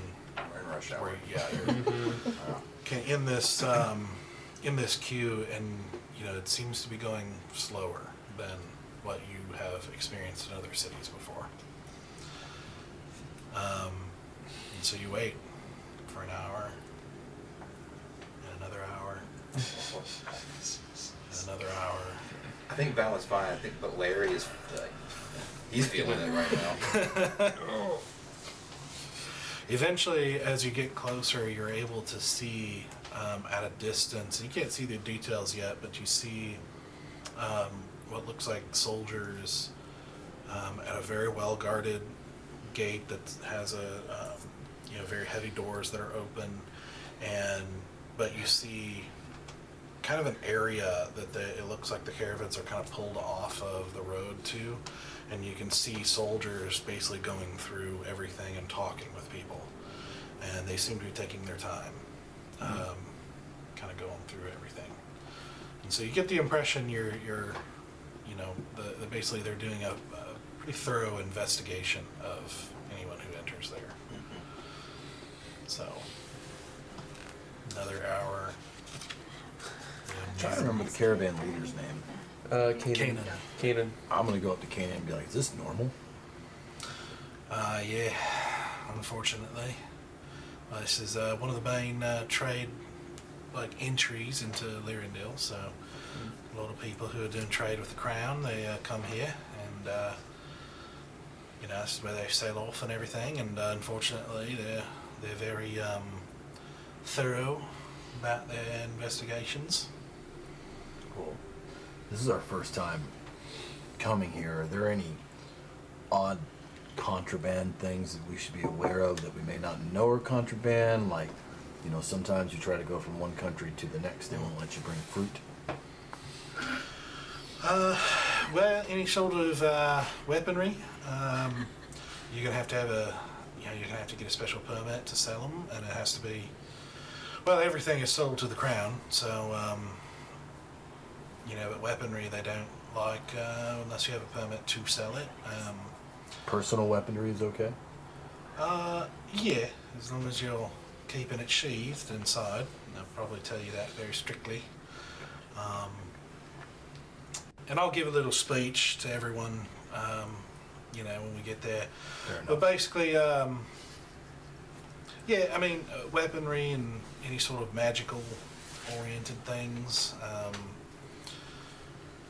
Also, not a big fan of religious literature. They're going to be very careful, especially if you have a personal thing, probably okay. But if it's like a box of I don't know, box of books that you're looking to sell or distribute, they're probably going to confiscate it from you. They're very, let's say they like to control messaging. We've got one of those too. I understand. What do we got? Oh. Oh, I do like to control messaging, yes. Other than that, definitely don't recommend you starting any trouble. They will ban you from Lirindil forever and toss you out, ride you out into the Helterlands and toss you there without a caravan. Cross Easy's heart. That's the opposite of comforting, I've got to say. Got to tell you, don't like that one. So maybe try for somebody else's character there. Oh, I forgot. He hates easy. He's not a big fan of easy. I mean, I just figured you'd win either way. But no, we'll mind our P's and Q's. Yeah. Just wait. Daro US's. Where's the usual size? I don't think they exist. So probably by mid-afternoon, you finally make your way up. Yeah. Wait, before we do. Okay. Right when they're having that conversation. Hey, Asura. You seem really good at disguising yourself. Thank you. You look amazing. Thank you. I was just wondering if you could maybe do a little on me. Sure. Just maybe if you had anything to like darken my hair or. Yeah, I can do that. I'm gonna pull out like a wig that I have in my kit, and it's kind of like a black wig, but it's like it's not a very big wig. Like it's meant to be like more like a top of a head. Mm-hmm. So I like shake it a little bit, and then I put it onto your hair, and I take the front of your white hair and I twist it into the black, so it looks like you've got a little bit of like a gray streak. Okay. And then like I put the little poof up, so you've got like this little like poof of black hair with this little like white tendril curls. How do I look? Human. That'll do. Do you want any like eye makeup changes or anything like that? You've got your smoky look, I know, but What do you think? Should I change it up? I mean I kinda like the smoky look. Let's add a little bit of color for now maybe. Okay. So I'm gonna She's like, I'm gonna take like this like nice like teal blue color and just kinda like smoke it should along. like. Sorry. And I What just, color like, is that?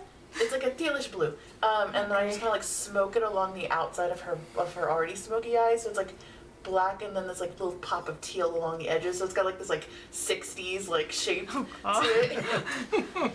It's a look. And then I take the cloak of many fashions that I borrowed. And I'm going to put it on you. And I'm like, think of a style that is very different than what you would naturally wear. And I kind of put the hood up a little bit, like so it frames your face a little bit. She'll think of Valen and his like robe attire, like his monkness look. The cloak starts to Okay. change into this aesthetic that you have imagined. Okay. Wow. That's impressive. Maybe that will help. I don't know what I look like, but I'm sure it looks. You look different. Okay. If that is the goal, then it is a great goal. Thank you. You're welcome. Go ahead and roll for your disguise kit. Okay. It should be your dex plus proficiency. Oh no. Natural one. Oh, that eye makeup I'm gross. so sorry. I am so sorry. It's a little Yeah. shaky I am hand. so sorry. So you are used to working on yourself, but not really on others. And humans You- all look the same to me. Yeah, and this is not a skin tone you're used to working with, and this is you're trying something new. There's a whole lot of combination of things that could go wrong, and they all do. And it is a blue that is not like elegant or creative. It is more like violent. face painty, like a splotchy sort of like kids face paint sort of blue. That's kind of not. It's a little bit larger on one side than the other, Yes, and ma'am. Cousins, not siblings. That's right. but strangely the smaller one goes further out over here, and this one's almost rounded. And, That's what happens when the wagon's moving. She can't see it, so Yeah. I'm just You going know, off the- board. Permanently surprised. the curls in your hair are like different sizes, and like not all of it is curled successfully. It's a hot mess. You're basically like in walk of shame territory. So Noah can't see us, so she's like, looks okay? You look beautiful. Definitely Thanks. different. Okay.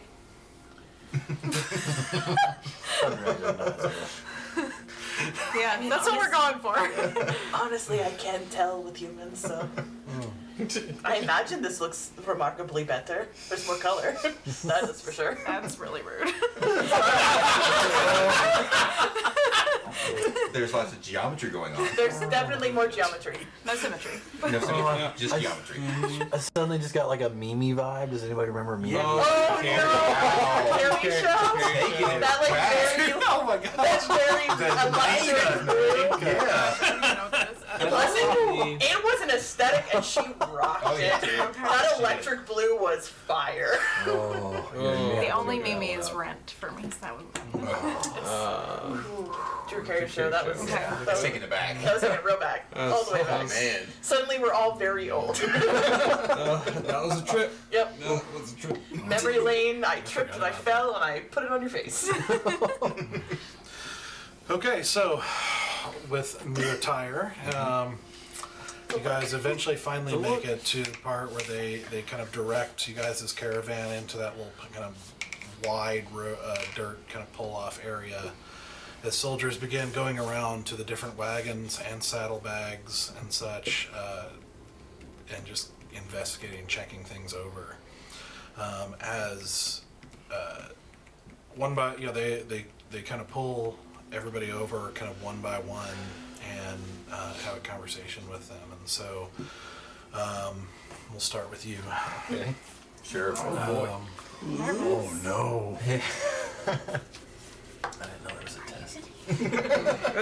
Study. There's a written portion too. Yep. Name and applicable titles. Fallon Wren, Order of the Emerald Dragon. And you see he's got like a leather book that he's kind of writing in. Yep. Purpose of your visit? Shit. Pleasure. I don't know what the applicable designation would be. Here visiting. Visiting who? You see his eyes kind of narrow. It's like Well, you see kind of like a bit of a demeanor change when you say pleasure. now, Like he's, just from what I'm thinking, like this is the gateway into Lirindil. Is it not the gateway into Lirindil? yeah, well, Fort Relica is basically a gateway into Lirindil. Yeah. Yes, from here. So So visiting the country, the country. Lirindil. On what business? Not business. Just coming to see the sights. Coming to visit the country. I've never been before. Do you have a Crown's Pass? I have no idea what that is. So no. So you're not going to be staying here long. He kind of makes a No, note not. in his book, and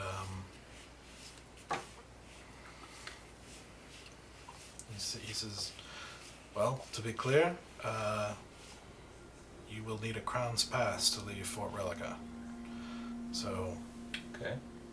I don't know who told you. We don't really do tourists.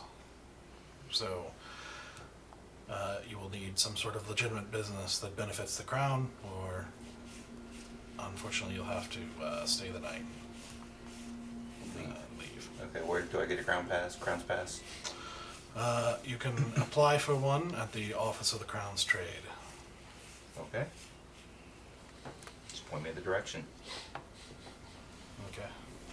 As he dismisses you, you distinctly get the idea that he is like still looking at you kind of closely, and he's been At this making point. notes. That's standard operating procedure for. Yeah. One thing you notice though is like, and as you are watching, and this is kind of all of you, I guess, as you're watching the guards interact with people and do their duty, this is not the normal variation of like occasionally dutiful and sometimes lazy mix of guards that you've seen in Elduin or other places. These guys are uptight, strict, attentive, and doing their job. They're very serious. You even see a couple people try to make jokes with them, and they do not laugh. And you see they're all dressed very uniformly with this, kind of relatively simple but clean armor of variations of like silver, sometimes black and red, like little bits of red here and there. You get the impression this is very much like the royal colors, so to speak, or the crown's colors. And sometimes you see like a different symbol on the breastplate, but you're not really sure what they mean on different things. But they all wear like the same uniform for the most part, except for a few that are sitting at some desks, and there are a number of desks that these soldiers are kind of interacting with and going, and they seem to be kind of keeping records and that sort of thing, who also wear similar colors but are not in armor, but also seem to have their own sort of uniform. So next they go to you. Before that, I have I been to Fort Relica? No. I haven't. I'm pretty sure none of you have. So. Okay. Okay. So, like, I was assuming because like Northfire, World Thorns is like close by. Like, did I learn anything about this from the Silver Flames? Only a little bit. Just that, Lirindil was united a while ago, and that something changed in the country, a few decades ago, and it's become a lot more closed and a lot more. The religious practice there has definitely reduced, and so there's been less need for you guys to go there. But it's because of the closed nature of the country. It's also kind of hard to know. There's not a ton of travel from there through the World Thorns because of how dangerous it is. So it's not like you get an influx of a bunch of traffic of people kind of coming and going for the most part. There are some passes here and there, but it's not normal. It's not like this. This is part of why the Silver Road is so traveled, is because it's like the first one south that skirts the World Thorns, and is also under, to a degree, Targonian Imperial protection. So, so basically, it's it's become a very strict government, so to speak, under Lirindil, but you don't know much about the details. But we never talked about like going there. Like, we have operations set up in there, and like, no, that place is good. We just kind of let them do their own thing. I would say, if anything, you might have heard of some of the higher ranking guys going there, but like the higher ranking guys don't typically go into much detail about what they're doing. Gotcha. Okay. So, I like pull my clip a little bit tighter. okay. Name and applicable titles. Bear with me. I don't think I have a title. Yeah. Purpose of visit. Watching the caravan. We were paid to watch the caravan up to here. All right. How long do you plan to stay? Not long. A day or two. All right. Without a pass or an extension, you'll only be able to stay for 3 days. Okay. All right. And just for the sake of brevity, basically for each one of you, including you, I didn't go through it, but they basically give you a very strict warning about, you are able to retain your weapons while inside the fort, but keep it sheathed. They have a zero tolerance policy on violence and causing any sort of trouble, following all laws and rules that you're aware of, and a lot of them are standard. Basically, don't go anywhere you're not supposed to. And they kind of give you, which we'll go through later, they give you a very loose, like, here's the area of town where you can find inns for foreigners, and here are the places where most of the offices for trade are if you are doing any sort of trade with the crown. And then, basically, with that kind of strict warning, they can let you go. And then go to you. Name and applicable title. Cascade? No surname. No, just Cascade. Purpose of your visit. I am a hire for the caravans. What sort of hire? Sword. Protection. Sell sword. Sarah bites her tongue so hard. How long do you plan to stay? Just a couple days until I get a new caravan. All right. And he continues to give you the speech. The continued. Thank you, sir. To you, name and applicable title. Moonshard. Moonshard. Different, I know. Is that your real name? She'll pull out her. She has like an amulet. Would that have like Hildress's? If you want to. Okay, I she'll pull that out and like Moonshard, Hildress. He kind of like looks you kind of up and down, not like checking you out, Yeah. but like, are you a priestess? I don't exactly carry much of a message with me. It's just I follow her. And how long do you plan to stay? Just in town for a bit. We're just passing through. 2. Lirindil? Passing through to Lirindil. Are we in Lirindil? No. Oh, I don't think she actually knows where we're going past. I don't actually know where to go from here, but I'm only staying for a couple days. With her makeup. Moonshard. Yeah, you've definitely gotten some like looks. Yep. Even from ones who are not directly interacting with you, as they. I feel like the makeup works for my name though. Like, it's giving. It's a whole vibe. It's a whole vibe. You see him like taking extensive notes as he is very eyeing you. Just with the caravan with the others, but just a couple days. So going back out. Headed back out. All right. You can stay a maximum of 3 days without a pass or a Crown's pass or an extension, which you can apply for at the Office of the Crown's Trade. But if you are leaving, like I said, you're allowed to stay for 3 days. While you are here, we ask that you. We are respectful of foreigners' beliefs, but we ask that you do not proselytize your goddess or do any sort of teaching while you're here. No problem. Then he also gives you the speech about violence and everything else. Yeah, then dismisses you.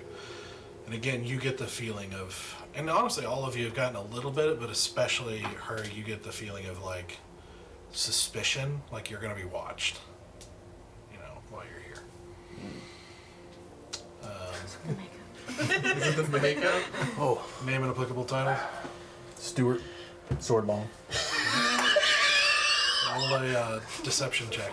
Everybody else get fake names. Oh, deception check. Stewart, sword. Yeah, you're right. I should Give make you advantage. do a deception check too. Bye. Am I going to do it? 26. Yeah. What is it? Oh, 26. Nat 20 plus 10.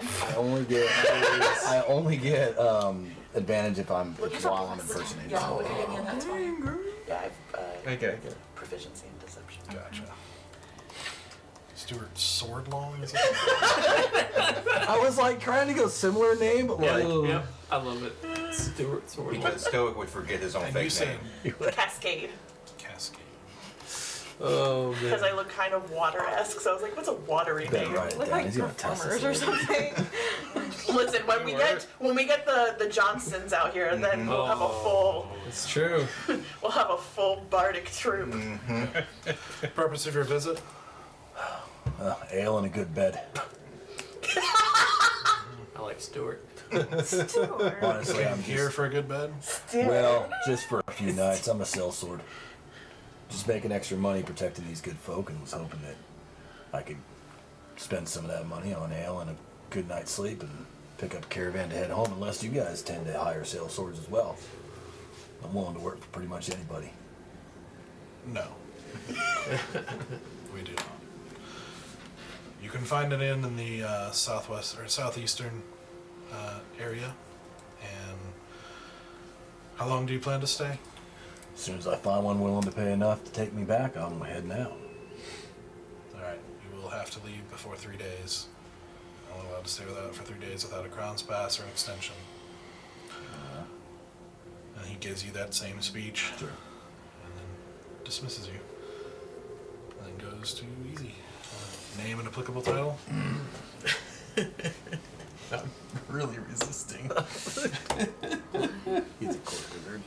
I want to resist the court wizard of Corandia.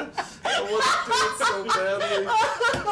Or like The title only you have given. That's right. It's not a lie unless you believe it's true. Live your dream. That's right. It's a defense. Some have called me a court visit, but it's to be debated. Loosely. Have they now? I mean, nobody's really called you a court wizard. Oh, well, I mean, okay, I guess you're right. No one's really called it.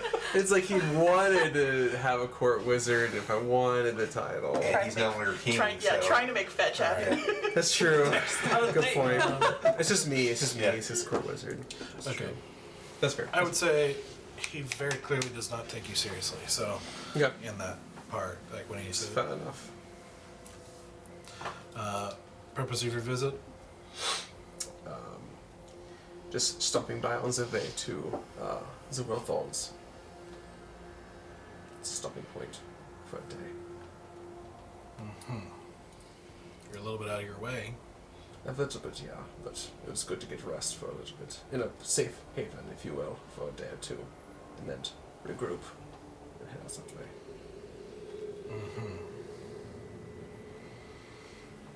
And how long are you planning on staying?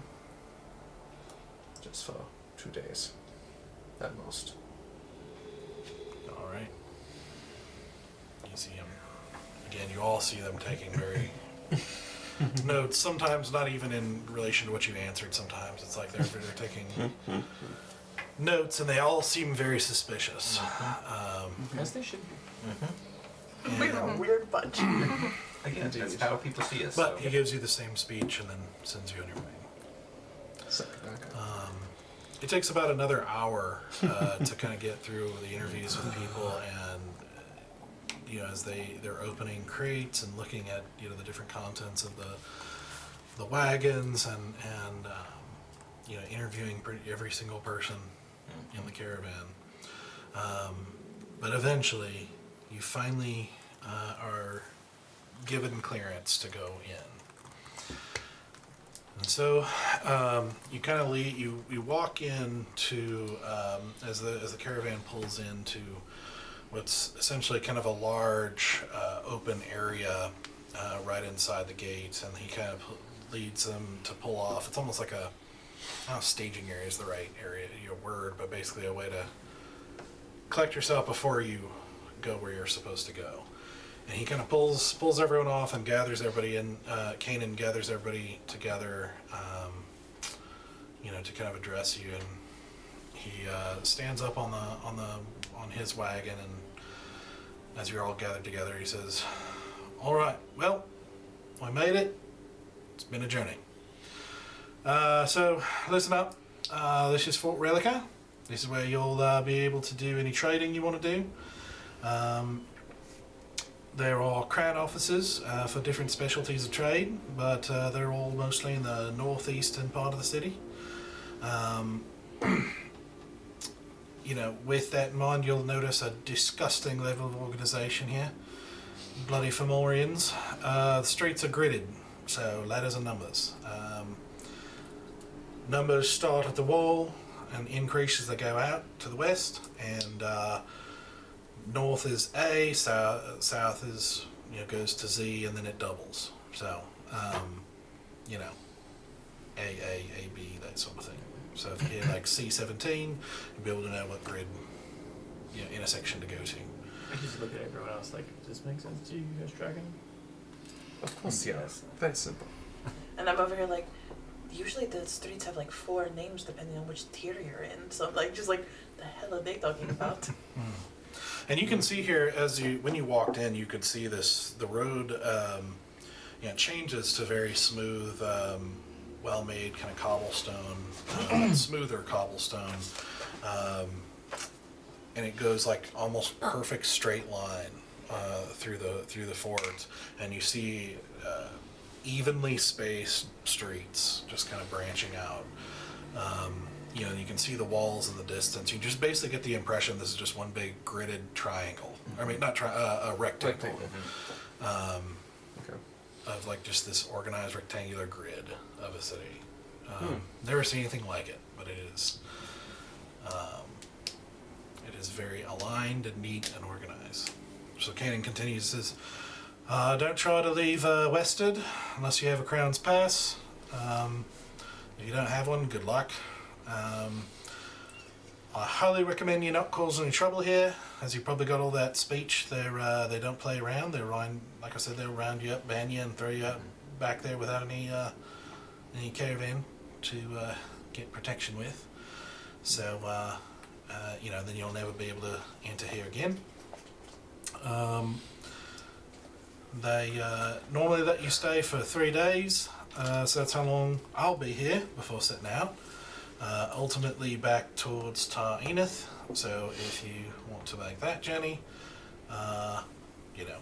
welcome to join me at the standard rates.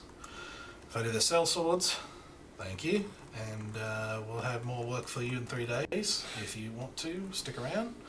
And for those of you, we'll stick around here after this so you can get paid. Any real quick questions before I get to work? All right, good. And he just hops down unceremoniously and not one to give big speeches, but the sellswords all kind of gather, and one by one, he counts out money and pays, 150 gold to each of you, with you getting a much lighter purse of 25. Oh my god! Which he says, like we discussed before, I think you know where the rest of that went. Money is only an object. Yeah, apparently everything is to you, so. Jesus.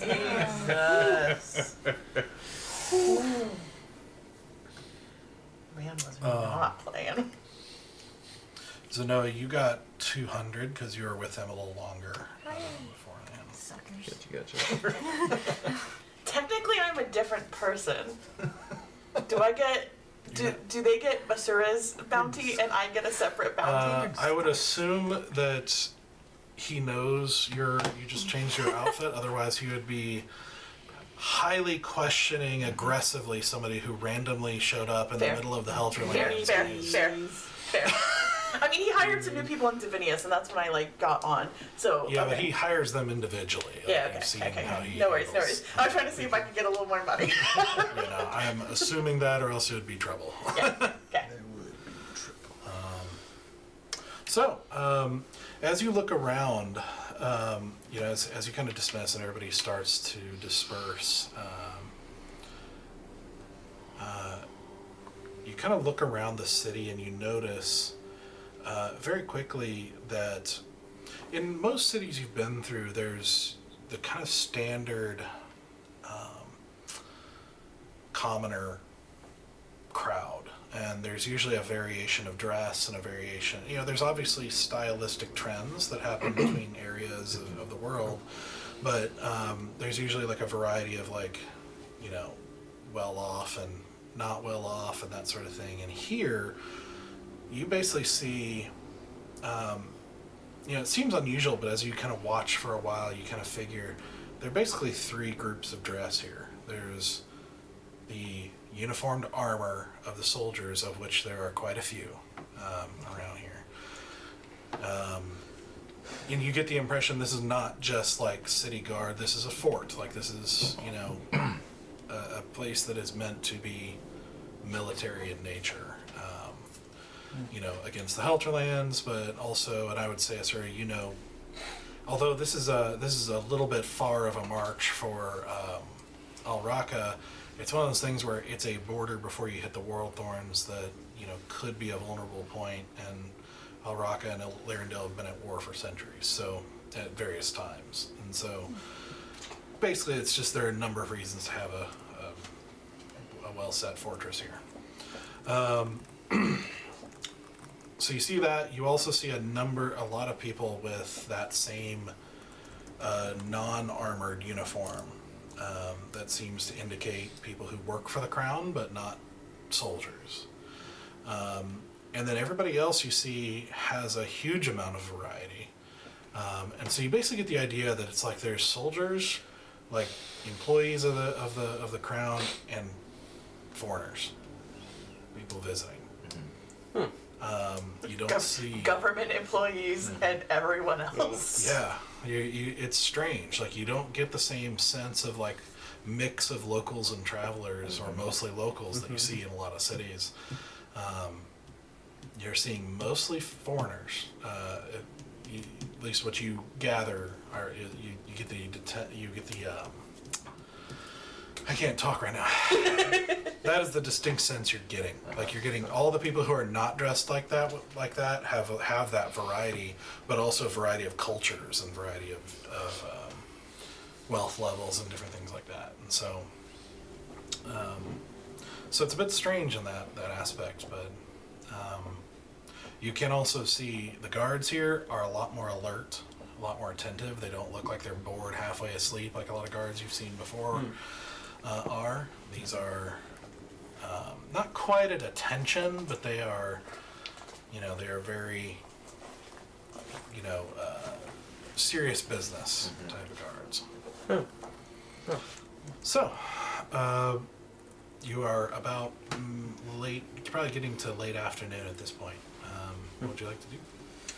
I would like to find a place to send a message, like a postal service.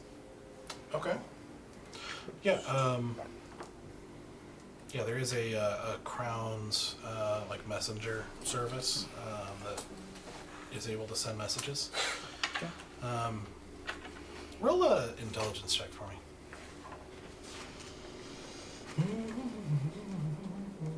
Is that a skill, or is that a... Just a straight. Okay. Your straight intelligence modifier. 17. Okay.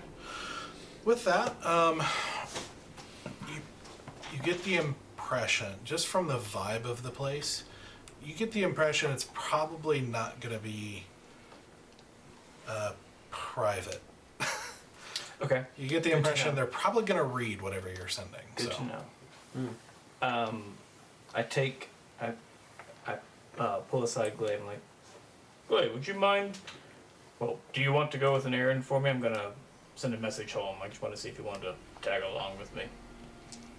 Oh, yeah. Yeah. I should probably write my mother about Fayo. Yeah. Oh yeah, we can go there together. We can write our letters and send them off. By the way, Okay. you may have picked this up. They're gonna read your letters. Just FYI. Okay. Okay. Yeah. We're gonna head off to the messenger. The Happy Herd Tavern was where we were supposed to meet somebody that we got at like the very beginning of this mission. Is the Happy Herd Tavern here in the fort? No. That's a town a little bit further into Lirindil. Gotcha. It's not far, but it is it's all good. Yeah. We'll just say you asked around.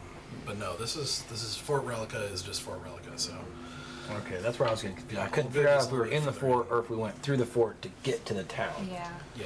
confusing. Olgood is close enough that some people kind of refer it as a border town, but it's not really on the Okay, border. so like we're Okay. Yeah, it's a little ways past Fort Relica. I do go up to Stoic, and even though we really haven't talked much since the like airing out of grievances, Stoic, fancy a drink and some conversation. Not with me, to listen. Sure. I want to go to a tavern and start listening and like kind of get a temperature of kind of the gossip that's going around right now. Okay. Roll an investigation check with advantage. That's a nat 1. It's a 10. Get that pin out of there. I know, the pen really messed me up. My investigation, can I do perception instead of investigation? Not for this. This would be. My investigation is not high. That is going to be, that's going to only be a 12. Okay. Okay. So you guys kind of set up in a tavern, and you just sort of listen, and you quickly realize you're in a town that is, even the tavern workers are in that uniform, which kind of gives you the impression pretty much every business here is run by the crown. It kind of doesn't land on you until you hit the tavern, and it's like, oh, even the barkeep is okay. Government payroll. Yeah, and everyone gathered, but there though, all the patrons are foreigners of all sorts, and because as you are directed, you kind of are directed into this area of the city where there are just inns and that are set up for the travelers and traders coming to do their business here. And so, as you listen and everything, there's obviously a number of people who comment, some louder than others, about how strange the place is and how closed off it is, and but it is pretty and well organized, and that it's so there's sometimes they debate over whether it's a good thing or not. And, people having various opinions about different things and all that stuff, sort of standard fair speech. Occasionally you hear talk of the rebellion and the trouble the crown's having with it, but you also hear rumors that it's, I heard it's on the, they're falling, like they're falling apart. There's not much left of it. Probably won't be an issue much longer. And somebody else is like, oh, that's just crown messaging. Who even knows what's really going on? Like they'll say anything. So, it's a lot of mixed messages of people who don't really know what they're talking about because they're just travelers. And so, it's not terribly helpful, but similar to what you've heard occasionally, but like way more frequent.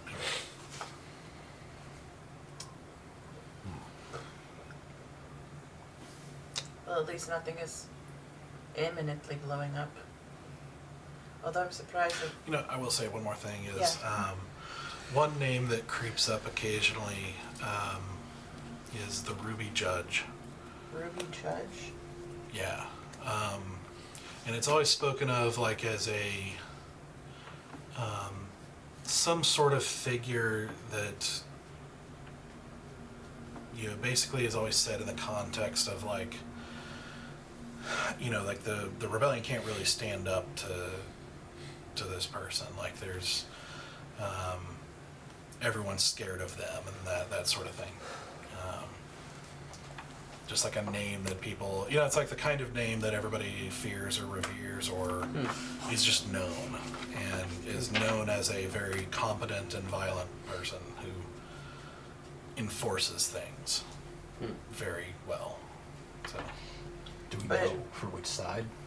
For the crown. For the crown, because they're going up against the rebellion. You also notice, I would say, just colloquially, a couple of things. Sorry, as I'm thinking about it. You notice a couple of terminology things that are interesting, because the more you listen to it, the more you hear the word crown used in speech, you get the impression it's not quite the same as the way Carandia used it. When Carandia used the crown, they're specifically talking about the king, or maybe people directly under the king doing things on his behalf. Here, the crown seems to refer to the government at large. So it's like it's also a little more subtle and takes you a while of listening to kind of put the pieces together, but it's like there's also this sort of messaging that the government at large is the people. And there's this weird kind of like confusing terminology about that. But they definitely have some sort of different idea of what the king is and what part he plays than what you're used to seeing everywhere else in the world. And you also hear occasionally the word sulfur. Sulfur? Sulfur, like self, like yourself. Or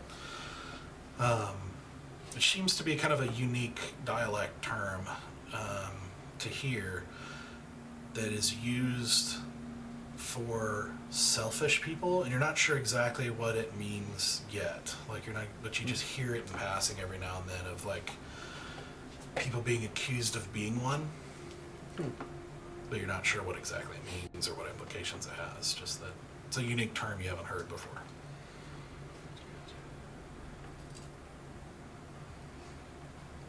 okay. Damn commies. Also, sorry, one more important note is Yeah. that there does not seem to be any trade with anyone except the except the crown.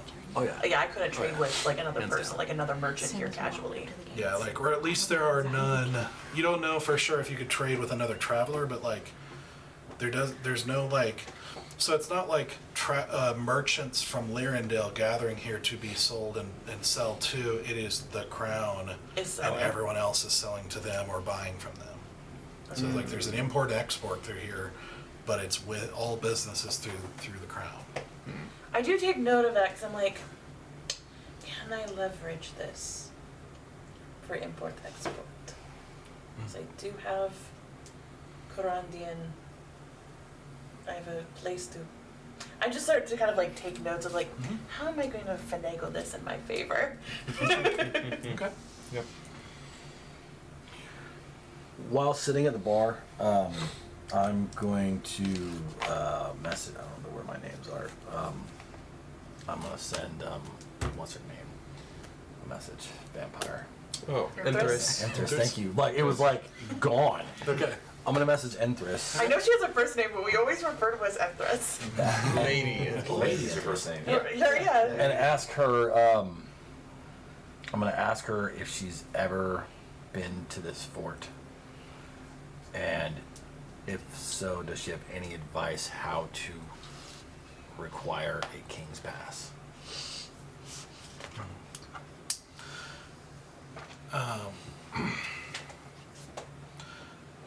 So after a moment, you hear her reply. I'm beginning to like that feeling. Every time. Well, darling, I'm afraid I don't know much about Lirindil, except how difficult they can be for trade. We'll have to have a good reason and something the crown wants. It should be around. Yeah. And any ideas what they could want that we might have? I imagine there's all sorts of possibility depending on who has a need or desire. What do you have to offer?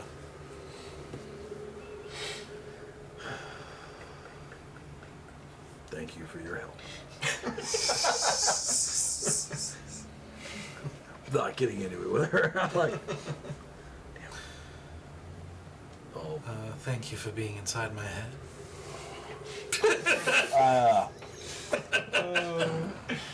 I'll relay that to Asura. Just the conversation that I just had with her, and go. We either gotta decide if we're going back to try and help me, or if we're gonna try and go help these people. To be honest with you, this whole place kind of gives me the creeps. Yeah, it's too organized. But at this point, I don't even know how to get past where the gate Well, we can just leave with a caravan. to go back. Sure, and then we can just not continue with. We can just say, "Hey, we're going to follow you out, just to have your back and then we're going to peel off, so you don't have to pay us. Like, we can just do it for free, Okay. because then they can make sure that they're hiring enough people for the journey, and we'll just say, we've got your back Sure. as we leave. Sure, that doesn't get us past the gate. That just takes us in the opposite direction. I just Why mean, does it not get us past the gates? so we're in the fort, right? Yeah, And we're not allowed to go outside of our designated area, yeah, okay? And the caravan came in, yeah, and they're gonna go out the same way they came in. yeah. So, and there's giant walls and gates and guards. Yeah. I'm not seeing the problem. I'm the reckless one. We don't need we need a pass to get further into Lirindil, correct? Yeah, not to go back out. Yeah, we don't need a Yeah. pass to leave the way we came in. Okay. So we can just hop a caravan and say, hey, we're gonna travel with you for the day, and then we are going to peel off, so you don't have to pay us for the way out. And then we have a legitimate reason to leave the gates, because we are basically free to sell swords. Yeah. Because if you really want to go, then we should go. Okay. Just debating on if we go there or if we want to continue forward here. Well, that is kind of up to you. No, I wanna get my soul back as soon as possible. And that is the right course of action. What I'm more concerned about is the fact that for all this gossip, there's been no conversation about anything that you and I have seen before. Odd creatures and things like that. Yeah, well, I think we'd have to get further into the city. That's kind of why I asked, how do we get further in, but... I mean, we could just go bar hopping for a little while. Okay. Stand outside trading posts. Hear the whispers. Sure. I am going to look for a new pair of gloves, though. Not that I don't love these. Frankly, as weird as they were, they have come in handy quite a few times. It's just handy. Thank you. But if we're heading further north, I think I need sturdier gloves. I think you need a hat. Well, I would have liked very much the hat that what's his face was telling me about, but that would have cleared out all of our coin.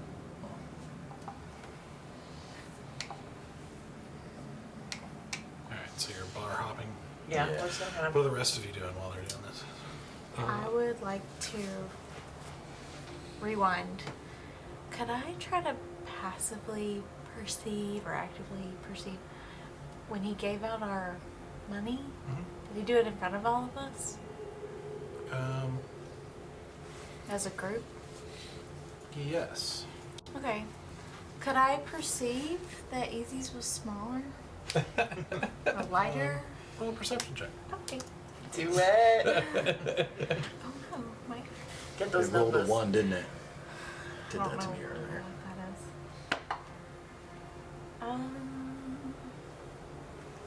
15? 15. Okay. It did seem a little off. You're not exactly sure. Like the bag just seemed like a different shape somehow. I and know I'd all the say baggage you did hear there. him say what he said to you. Yeah. Okay. And I would just, as we're making our way in the space, just out of curiosity, kind of want to look around the foreigner folk. Is there like Mandorian-esque attire that I know of?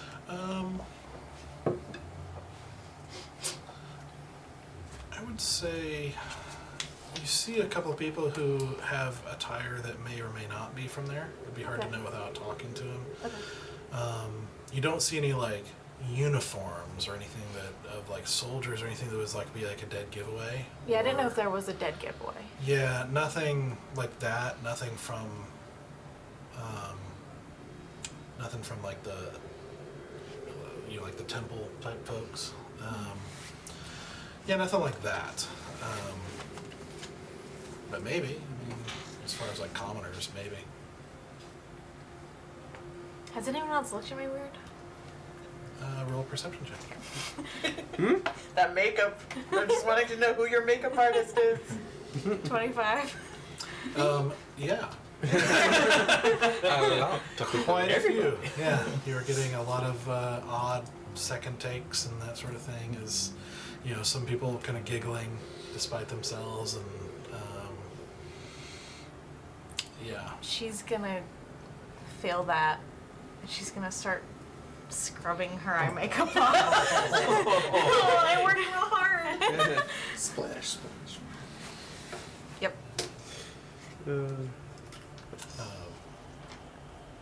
Glaive walks up as you start doing that. She's like, "Did you change your mind on your new look?" I think so. I don't know. I'm getting looks. Does it look? I can't see it. I don't. You can be honest with me. It's a very unique. No, just no. It's okay. It's okay. I don't know what is in fashion everywhere. I'm not. It's very odd to me, but I'm not. A lot of things are, and you are still very pretty. Thank you. I don't think this is my color. Yeah. Would you like help? Sure, thanks. Thanks. So she Full helps you Heath kind of Ledger like Joker, wash like- it off. Yeah. I like that better than what's going on. Sorry about it. I'm so sorry. And she does a pretty good job. Like, Okay. you know, making sure you get the last of it off, and you know, she's very caring in that. Whatever. She's really talented and can do everything super well. That's fine. Well, removing stuff is easy. Okay. I actually wanted to try to go look for a map, to acquire a map to the World Thorns area. See if there's World Thorns. if anyone's like charted an area or like trails or stuff like that to make it to that, at least to kind of the area that we're trying to get to. roll an investigation check.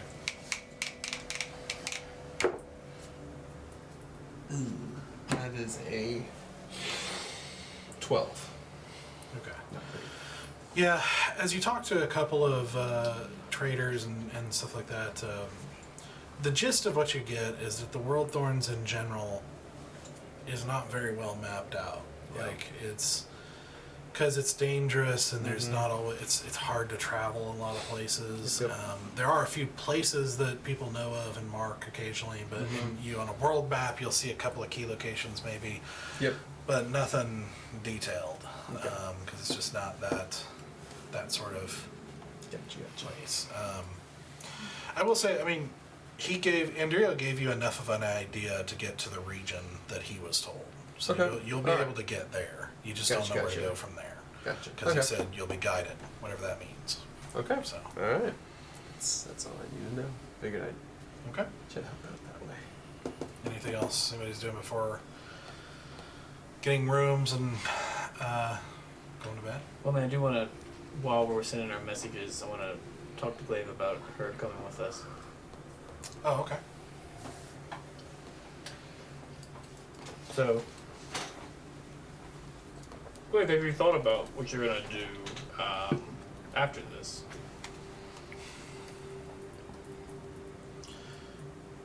Yeah, a little bit.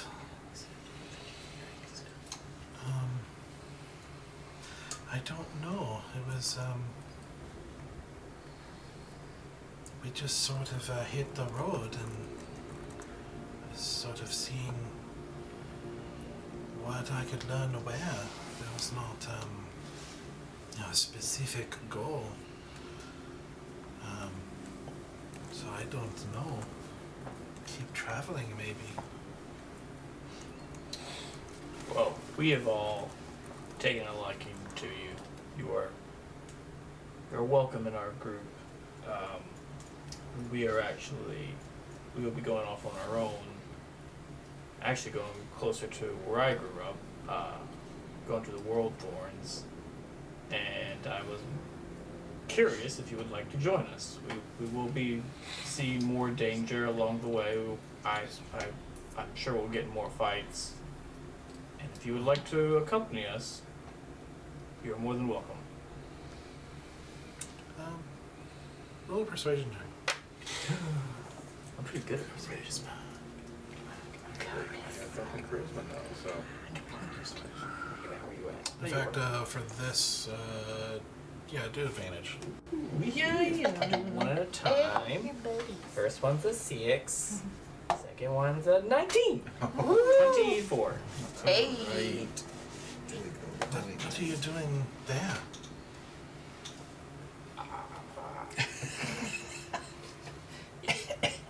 I'm sorry to be secretive. Well, I can tell you this. We're meeting a friend of ours that can help Stoic.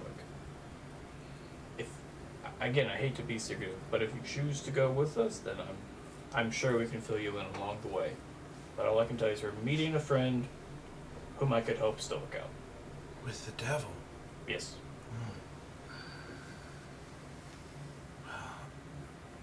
I would like to see him get help.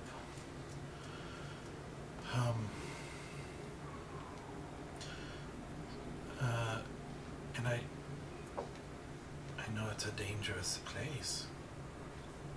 And I really like you. I like you all, as well. Yeah. Okay. Awesome. Well, if you want to stay by yourself, you're more than welcome, but we haven't got our rooms yet. I assume you could crash with us if you wanted to. Oh, I don't want to impose. No. You're welcome. We can get a big room for all of us. I don't know how it works. We'll find something. Okay. All right. Well, I am very happy. I love your company, and I'm glad you're staying with us. Me too. Okay. All right. And then I want to send in my message to home. Keep it pretty vague. Like, how's the harvest? How are the girls? How's everybody doing? And then I'll make sure to mention Hair. Like I'll ask specifically about Hair, how she's doing. And I'll leave them instructions on how to send a message to me. I think it's Eldergate Manor. Okay. To Godric Shaydagger. Tell Shaydagger message for Bear. Okay. And then Okay. I'll meet back wherever we said to meet back at whatever inn or bar we said to. We haven't said anything. We've been bar hopping, so have we found a place that kind of seems like of the inns, like one that seems like mid-level, like it's nice but it's not like bougie. It'll be comfortable. Okay. So that would be, let's see, I'd say about 5 silver each. Okay. I just let them know where Stoic and I are. That we're getting rooms. You found a room. I'll message you. If you message us. Glaive is staying with us, just so you know. Oh, that was my assumption. Okay, perfect. Okay. So how many rooms can we get? Or are they big enough for all of us together? Yeah, there's enough for however many you want. Yeah, I mean, like there's a number of inns here, so there's a decent amount of capacity at the moment. So you could find an inn that has, what you want. And you notice there's not really any, like, as far as you can tell, there doesn't seem to be any, like, seedy or low-end inns. There's some that look a little nicer than others, but, as you kind of walk the streets, as you're taking more in and paying attention, you notice, like, all the buildings are very well taken care of and very nice. The streets are well taken care of. There's not huge mud, everything is like paved, with stone. So you don't have like the traditional, like, up to the knees mud that happens for days after it rains and things like that. It's like there's also, you see a lot of like trimmed like trees and what looks like flower bushes and things like that. And of course you're out of season at the moment. Some of the trees are like evergreen type trees, but they, a lot of them look like they're more flowery type trees that are just dead and out of season at the moment because it's winter. But you look like basically, you imagine in like spring, this place is probably gorgeous. Because everything is just trimmed and well taken care of, like very neat flower beds in front of a lot of establishments. And Does it kind of remind me like what I saw when I died? Like that like very like pristine, no, every flower has its place. like only in the vaguest sense. Just in that it's Just well that, manicured. that it's organized. No, what you saw there was not. It was something else. Like it was not. It was like an organization that's not humanly possible, as far as you know. Like where even the leaves were growing in organized fashion. Like it was very different. It was like what this place wishes it could be in its wildest dreams. You know. No, this is a very different vibe. Okay. But you just get the impression that this is, honestly, it's very precise, organized, probably beautiful in its own way, and even in winter, it's still very nice. I mean, there's strangely like not piles of snow on at the end, where people or traffic has kind of like pushed snow off to the side or anything like that. It looks like it's swept and kind of kept clear on a regular basis. So it's just a very well taken care of city. Kind of imagine like all the ends are exactly the same shape, and it's all just like slate gray stone. No There is a color, little bit no of variation. flourishing on places, and everything's kind of like One has the burgundy door, one has the navy door. yeah, kind One of a has the deal. brown door. A little bit. There is Okay. a little bit of variation, but they're all very similar in style, or like Yeah. where you get the impression that there is a little bit of variance. Very simple and modern, and like Just. Dr. But honestly, even just it looks very same-ish in a lot of ways. And so, They have a strong architectural eye around here. That's what we'll call it. Yeah, it's a strong architectural Yep. eye. yeah, and you also notice there doesn't seem to be any variance of height either. Like there are no buildings like higher than others. Like everything. Well, not for being Divinius. Like Yeah. a little tower. Yeah, but you're used to seeing like here's a 1-story next to a 3 or 4-story, and things like that, and even some taller occasionally. But like this is all right around like a 2.5, 3-story height, give or take, like Okay. everywhere. So how many rooms would you like? 2 rooms. Okay. 2 larger rooms. Okay. So that'll be what was that? 3 gold, 3.5 gold, 3 gold, 5 silvers. Okay. Yep. Oh, she can pay for herself, so that'd be 3 gold. I'm still gonna pay for her. Okay.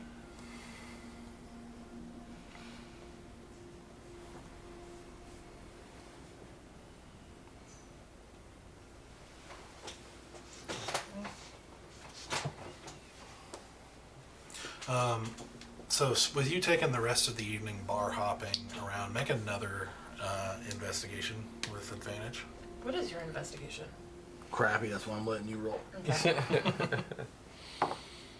Nat 20. All right. Should I roll again just to see if I get another one? It's a not? flat roll It's for an me. 8. Yeah, waste your 20s. That's okay. It's not a waste. This is information, and we know that Tara makes not crazy people charts. Okay.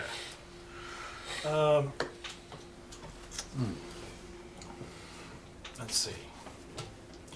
With a nat 20,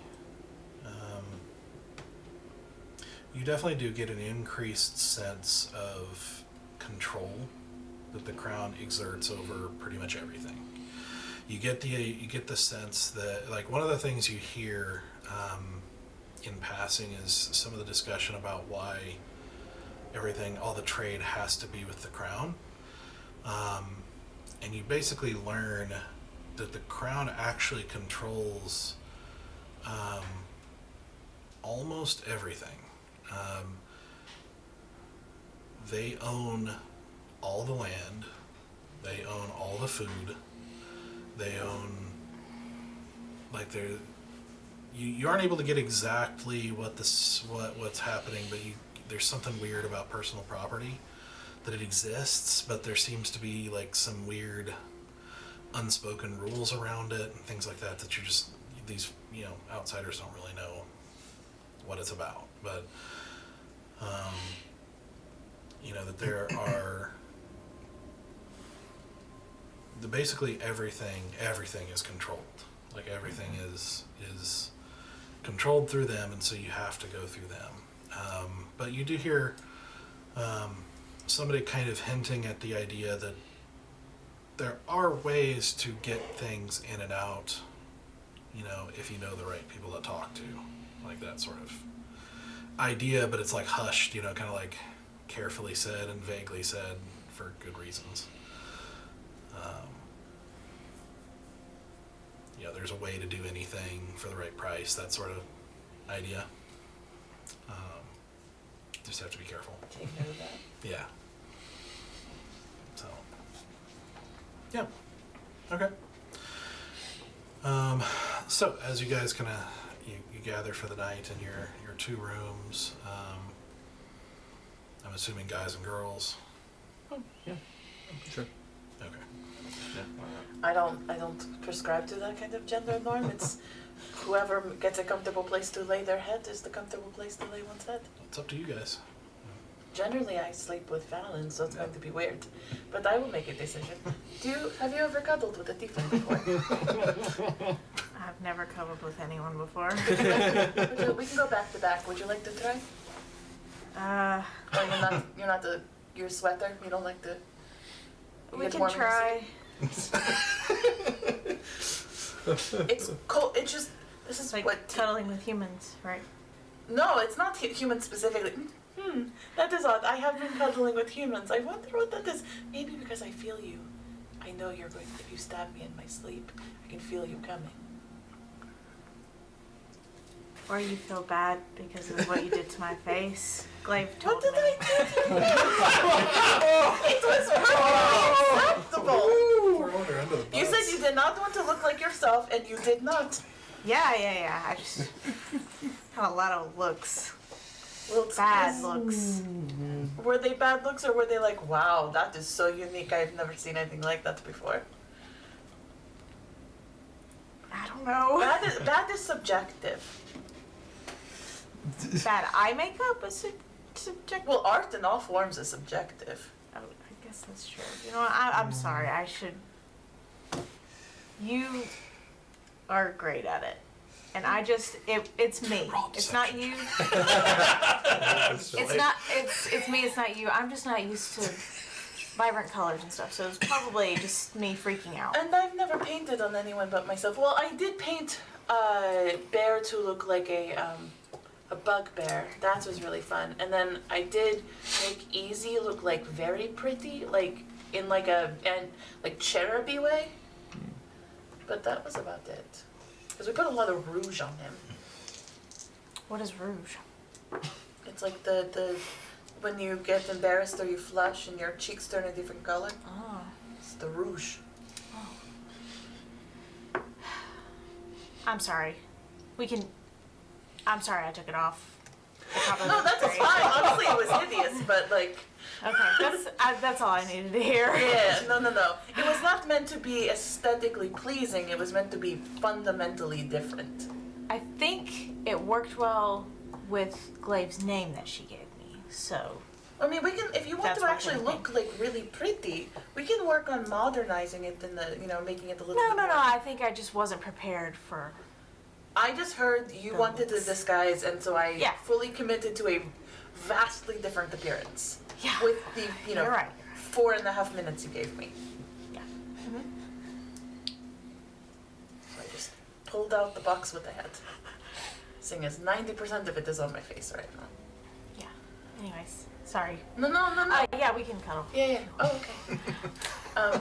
She awkwardly, just lays in the bed and just, waits for you to lay in the bed.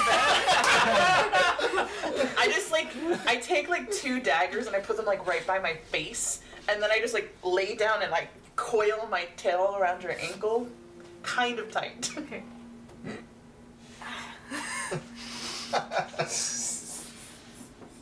Is that good? You're good? You're comfortable? I'm exceedingly comfortable. Are you comfortable? Yes. Are you laying there like this? Yeah. Stiff support. Yes.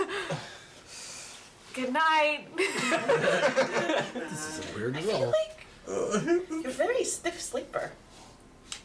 And like wiggling into your back a little bit to find like the right, like Valen has like the like curve, so like I hook in the curve, and so that's where I go back to back. But you are like bored straight, and I'm like, and my tail kind of flex funny on you because we're about the same height, and I'm like, oh god, okay, perhaps this was not the good idea. Okay, that's fine. Okay. I feel like I should explain why I sleep like this. Or does that make it more uncomfortable if I actually explain what is going on right now? It makes it less uncomfortable if we're not touching each other. So I grab my tail and I get up with my knives. Glaive, do you like to cuddle? I'm okay.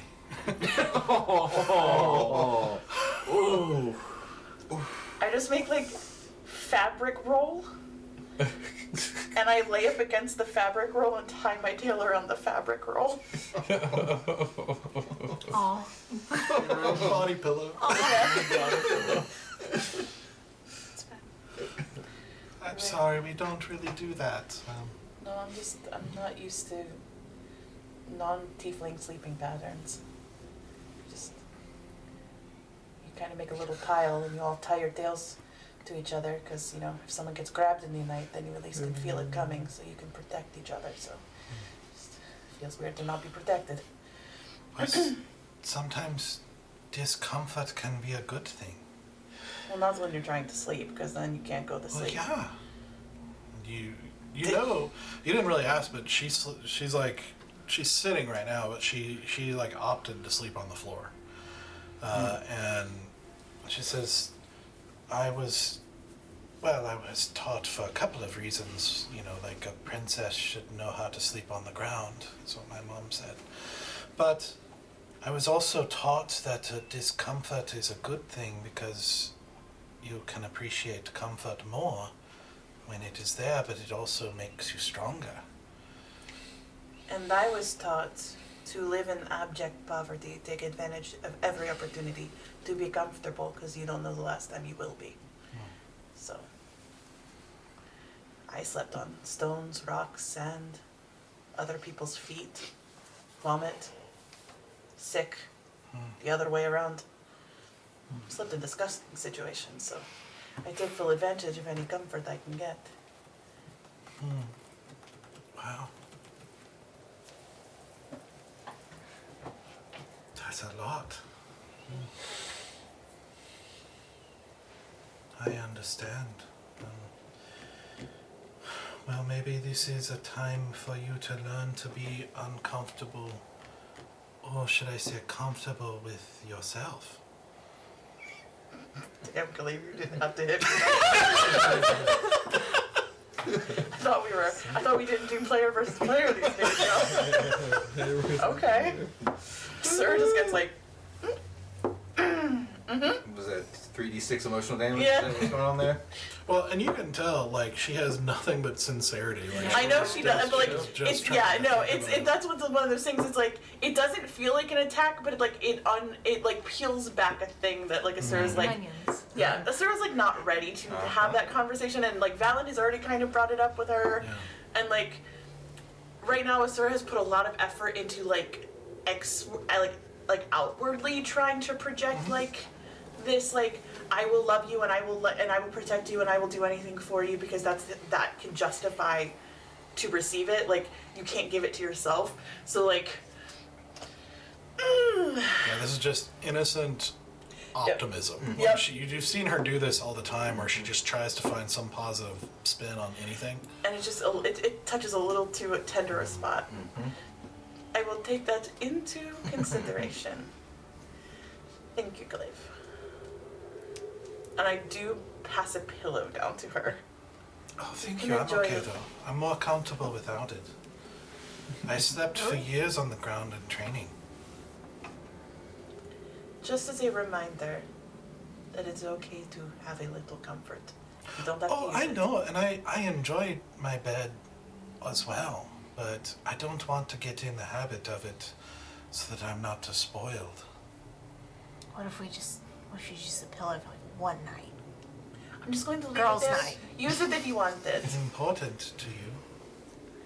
No, I just, I thought you might like it. I don't know. I'm gonna go get us some glasses of Have water. used a You pillow. know what we can do? Is we can do combat with the pillows. Is that a tiefling thing? No, that just sounds like a really fun thing to just hit each other with pillows. And I just I take the pillow that I put on the floor and I just like thwack Glaive in the like side of the shoulder.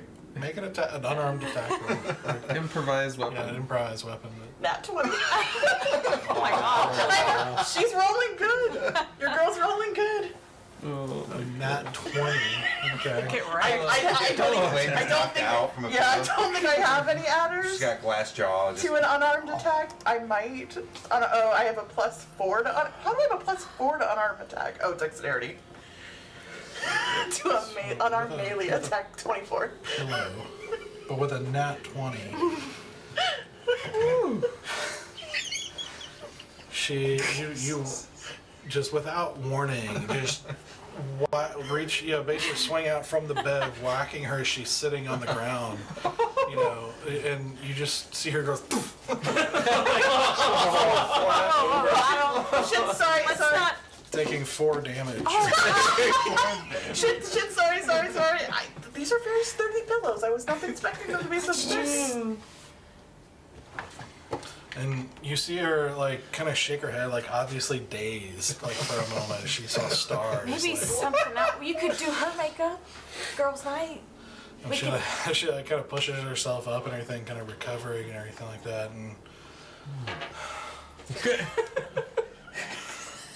And she kind of gives you this innocent, confused look of this. Why? How could you do that? I'm so sorry. I didn't mean to hit you that hard. I thought you were prepared. As you say that, you out of without her moving, you see this pillow just smack you in the face, just fly through the air, and hit you. Come on. For was it 17 to hit? Oh, that hits. Mm-hmm. For 2 bludgeoning damage. Let's go. Bludgeoning damage. Some pillows. I just Yeah. it's I just take it. I just do Is there another pillow? Okay. Yeah, you have one.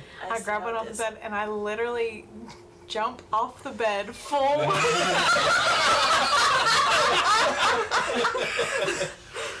Yeah, into you. Yes, come on. holy smokes. Do it. I was enough. Okay, 19. That is. That's 1 damage. Bludgeoning damage. Oh, that's nice. Yeah, okay. I'm just woo! Oh, the weirdest noise this has ever made. She's just in love with this. I take the pillow and I kind of cartwheel off the bed and then you know how the soccer players do the flip and then throw the pillow? okay. I hop off the bed, do the little flip and throw the pillow back at you. Okay. We're just gonna. That's only a 9, 12. I think that's hold on. I'm trying to figure out how to do unarmed attacks. 9, 10, 11, 12, 13. You miss. I just kind of duck out of the way and say, "This is girls' night." Yeah. Pillow fight commences. And you see, as you have done that, you see, and she's now is Glaive's in this crouch position and ready, and it's you find it actually hard to hit her as you guys she is dexterous and moving and dodging and that. She doesn't fight with a shield or anything, so she is very trained to dodge, and it's she has seemingly no qualms with cheating. Like you like Incredible. go with this big overhand, but then suddenly feel the like you go like this and nothing is in your hand as she okay. kind of knocked the pillow out like telekinetically. Yes, wait. And I try to do like some sleight of hand tricks where I'm like, I have the pillow, and then like as it come around, like I throw it into my other hand and then throw it. I try to do like spinny little cartwheel things in this very small room and like hop off beds, like trying to be dexterous, but like also kind of looking like a tool. As you do, and the pillows don't last long before they burst in feathers, and it's like you're having to like roll it up, grab one end to keep the feathers in, to keep moving the other side and everything. It's not long as you guys are laughing and everything like that, and just hearing a bunch of bumps and noise and everything like that. You hear a strict knock on the door of like, please keep it down for the other guests. Sorry. Thank you. You hear footsteps walking away as you're all sort of silently giggling at each other. We made a mess. It's fine. This is fine. This is fine. We'll be fine. Just put a couple extra coin in the morning to be like, sorry about the pillows. That's probably a good idea. Sweep up the feathers a little bit and like tuck them in these very battered ones left in pillowcases. Just I'll tie the end off for you there. appreciate it. It's fine. It's good enough. You good to sleep on the floor? I prefer it. Great. Well, we will all sleep without pillows tonight. And I go back to my like blanket rolled body pillow. Nice. All right. So with that, tired and but comfortable, other than being pillowless. You guys go to sleep for the night, and that's where we'll take a break. So we will come back in 10 minutes to continue on and see what they're going to do at Fort Relica before heading back out. So we will be back. Bye. All right, welcome back. Hope you had a good break. We're going to jump right back into it. So you guys wake, rested and recovered. A good rest compared to your kind of, compared to the ground. Even though you have a tent, you're still sleeping on the ground in the tent and everything. So this is obviously more comfortable and warmer.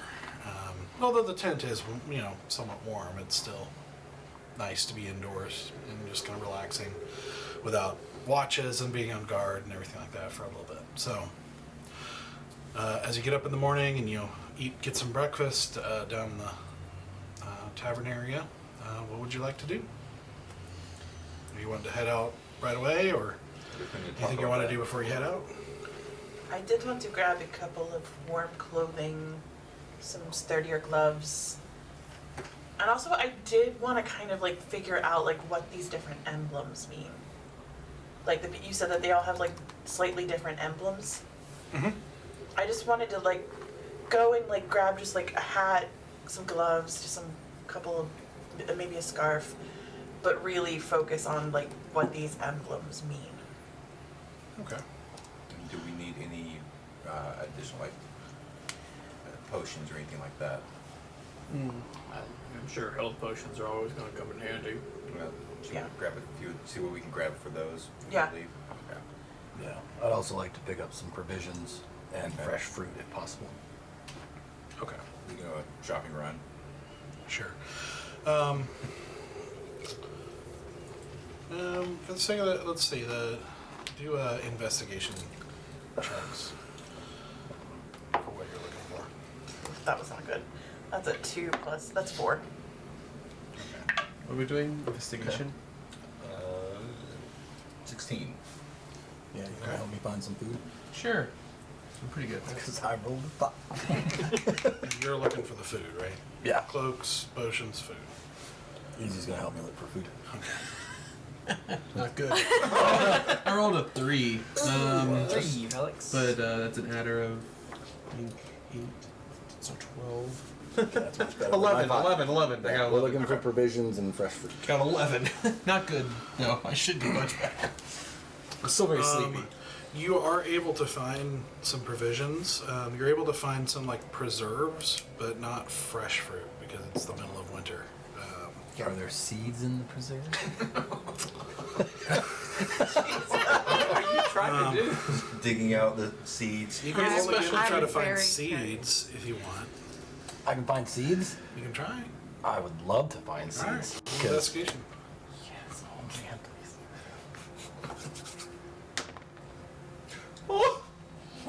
That's a mess.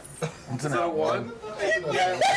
So the universe really doesn't want you to find seeds. Or food or anything, really. It's like a mini We game. found provisions, just I can't get Yeah. seeds. So basically, it What's a takes you a lot longer than you expected to find the kind of food you're looking for and find. You ask about fresh fruit and you get a lot of strange looks about it being winter and like, are you crazy? It's like around you. Caravans. You know, you're finally able to find someone who has some preserves, but the seeds you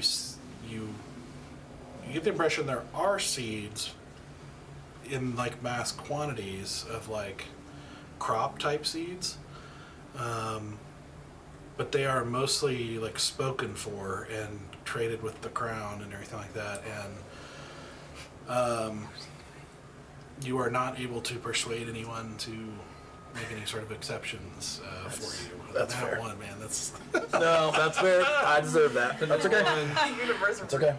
are really out. It's true. Okay. When we're eating breakfast or gathering around the table, I'm gonna, I guess, like grab a piece of cloth and fold it together and wrap, like string around it, and there's a little pouch. I'm not trying to be necessarily like deceptive, but if we're all eating at a table downstairs, I'm gonna walk.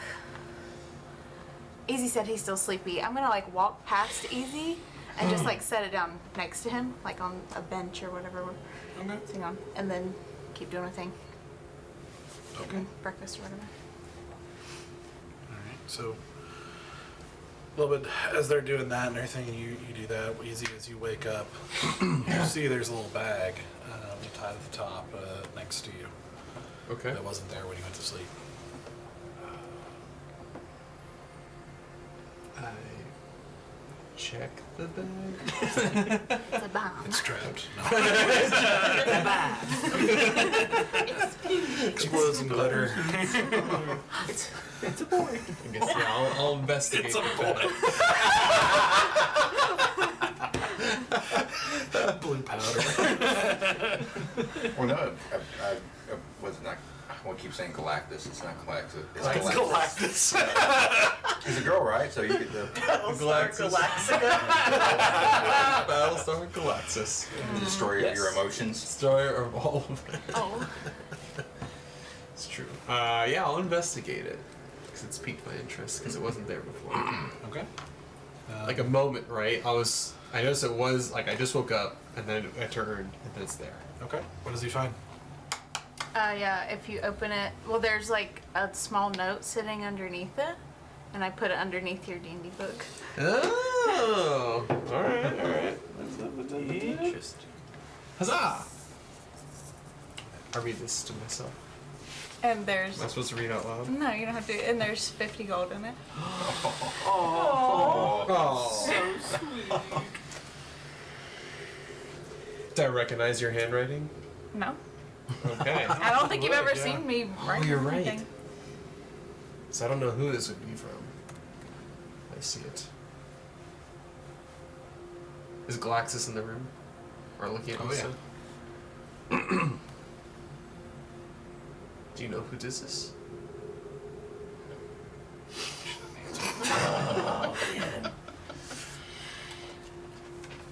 Indeed, yeah. Indeed.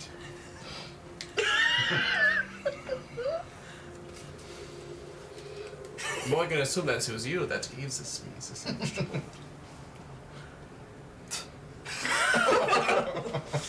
Alright. So cool. Put the coin into the bag of holding and yeah, I'll keep my senses out just a little bit more. But yeah, very interesting. I would like to visit a weapons shop, just looking for common hand axes. And while I'm walking, kind of keeping an eye out for Turok, right? That was the Black Tiefling's name, right? Yep. Yeah, roll a perception check and an investigation check. Alright. Come on. Perception, 14. Okay. Oh wait, yeah, 14. Investigation, 22. Okay. Okay. Solid. Super investigative. 22. Okay, good. You did it invisibly. It's amazing. Yeah. That's why. You don't. So first, you don't see Tirok or any of the people that seem to be, well, like the people you would recognize that were with him, which I think was just the dwarf, maybe. Yeah. Totally. Yeah. So you don't see those two anywhere. It takes you a while because you quickly discover that weaponry is one of those like highly controlled things. You do manage to find, it takes a couple of hours, but eventually you do find a merchant who is basically got wood cutting supplies Okay.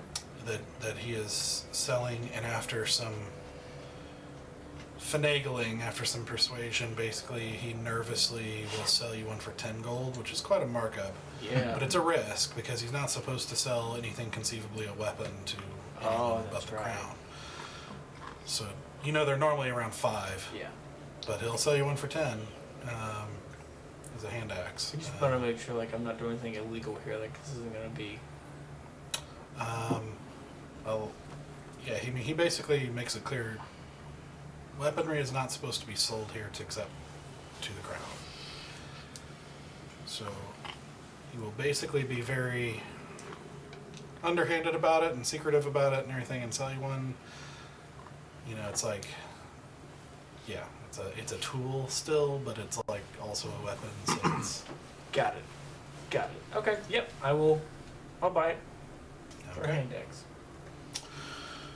Roll a sleight of hand check. Shit. Sorry, guys. Oh god. Go. There we go. Natural Of one. course. Oh. What is with my tonight's God. rolls? I'm scared. Oh, I'm real scared. I'm so scared. Okay. We were only going to be for like a day. Getting We just run, wanted to getting get run out out of of this here. town. Okay. We just have to get arrested everywhere. It's fine. Jesus. So, as you hand over the coin, and you guys are trying to be inconspicuous, and he tries to slide you inconspicuously slide you the axe, and you give him the little bag of 10 coins. You're interrupted by a guard who clearly saw this, and for brevity's sake, basically says, gives you a strict warning, confiscates the gold and the axe. Damn it. And basically puts both of you on a list of closely watched people now. And you get the impression like this is like a 2-strike situation, like you get one warning and then you're screwed. Okay, well, that's my first strike, right? Yeah. Okay. So it's like a warning and then you're out. Very kind of unforgiving thing, and he is very strict with you. But I just look at the merchant. Sorry. Okay, bye. Get out. Oh, yep. Okay. Let's go back to the inn. You look at my potion search. He's got a 16, is that right? Yeah, so again, magical things of that nature also seem to be even more tightly controlled. Okay. this weapon. is that would be very, very hard to come by, Okay. and at least in this particular place. And so,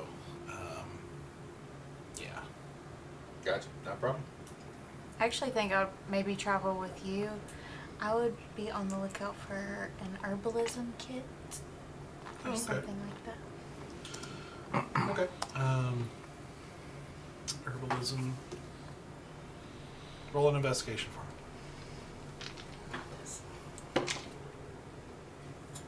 And I guess if you're with him, if you're helping her, Sure, I'm above that. advantage. Yeah.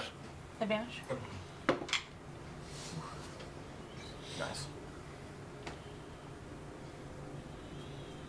What was it? Investigation? Yeah. 24. Okay.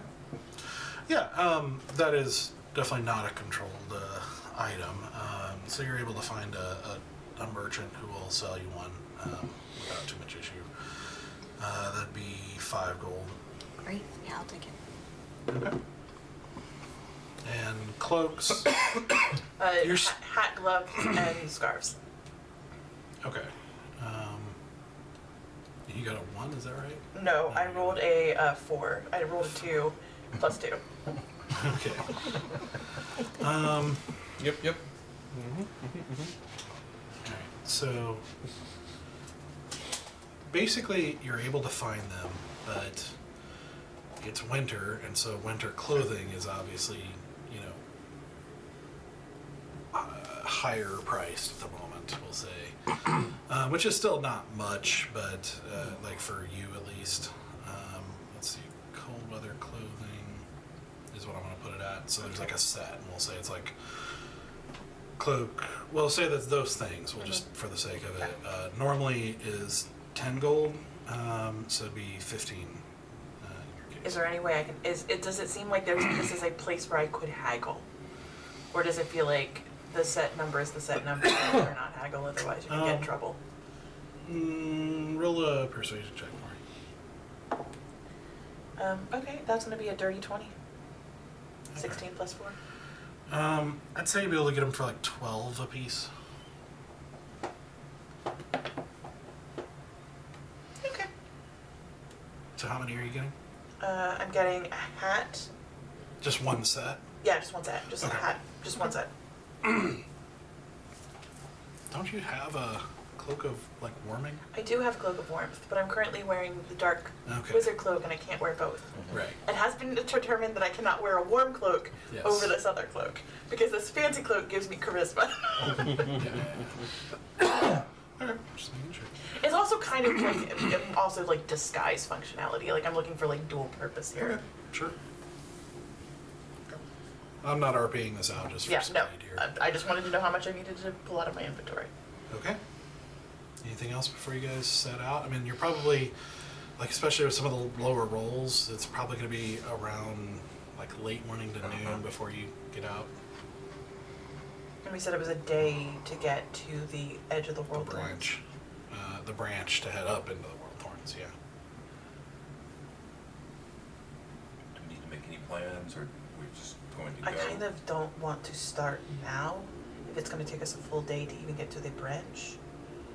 Because if that only puts a half a day travel to rest, we're in the dead center of the So Helterlands. meander around here for another day, and then leave first thing in the morning. If that's okay with you. I know I don't want to put it on a little bit longer, but I don't want us to be traveling No, I understand why. It's fine. Oh, yeah. because we won't have a caravan with us. I'd rather get a full one more night's rest anyway. Yeah, get some more food in our belly. Some more beer in our bellies. Okay. Yeah, that works. I guess. One more, let's see. I think this would be a Sura. Make a, what would this be? I'm trying to think of what this would be here for you. Do a history check. History check. Oh, natural 19 plus 2, so 21. Okay. I would say one thing to keep in mind, just because you're familiar with, vaguely at least familiar with their patterns or habits, that if you are being followed or if you are being tracked by Tirok and he's, basically catching up or whatever, there's time is a factor in that. So That is true. No, that is true. I have been getting a little complacent in my disguise.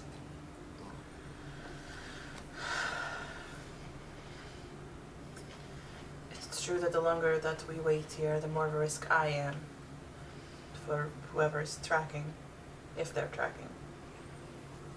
It puts us in some danger to be out in the Helterlands, though, in the evening. So, which is the lesser risk at this point? Well, it seems like regardless, we'll be in the Helterlands for a night, right? Plus, If we go now, spend one night in the Helterlands, and then we can get to. the crossroads and then up towards the Warthorns. Can we get to the World Thorns? If we spend the night in the Helterlands, can we get to the World Thorns in a day from there? I guess this is what I thought we could do. Yes? Easy, did you ever find that map? No, I did not. It's difficult to find charted areas of the Velthorns. How did I find? basically it's a day out from Fort Relica is where the branch is. So I thought it was So day you to do the a full day, Yeah. full day of travel, and you're basically around the intersection, and then it's a day, 1 to 3 days up into the World Thorns. There's still a little bit of Helterlands there crossing before you hit the World Thorns, but Fun. you eventually hit the World Thorns, and then you don't, like, you just know it's somewhere in that region. The reason I was going to ask about the map is if the road is here and the branch goes this way, we're going to be in the woods anyway. We could try leaving the main trail and cutting and meeting up with the other road, and that way we're not backtracking on the main road because we're going to be by ourselves anyway. And I would assume that most bandits are watching the road, and maybe if we But I would say you do know, just kind of as a reminder, since we haven't really talked about that aspect since when you first set out. it makes us slower. There are patrols occasionally, like Imperial patrols on the main highway, occasionally. So it does tend to be safer to stick to the road than elsewise.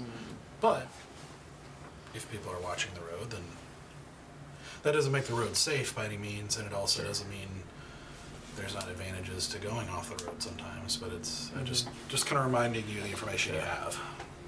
I mean, it's a thought. I think either way we're going to have to be extra vigilant in what we're looking for, paying attention. Well, I just still feel like we were being followed coming here, and so if going back on the main way we came, I think might be ill-advised. And if we detour off, it is riskier, but I think it may be, Let's head back on the road. Let's see if there's a caravan leaving. See if we can hide amongst them for a little while, get our bearings, and then decide if we want to veer off course. yeah. That's a good idea. I'm gonna go over to the wherever that place was where like the caravans up, like the depot.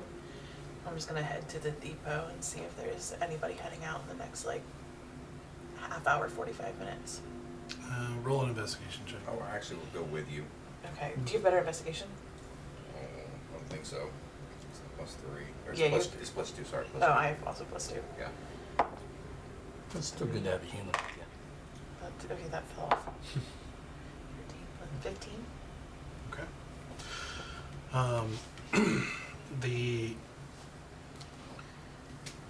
With that, you're directed to a particular inn or tavern, which there's no rule for it, but where a lot of the heads of caravans tend to congregate to trade info, and it's like a professional gathering sort of thing.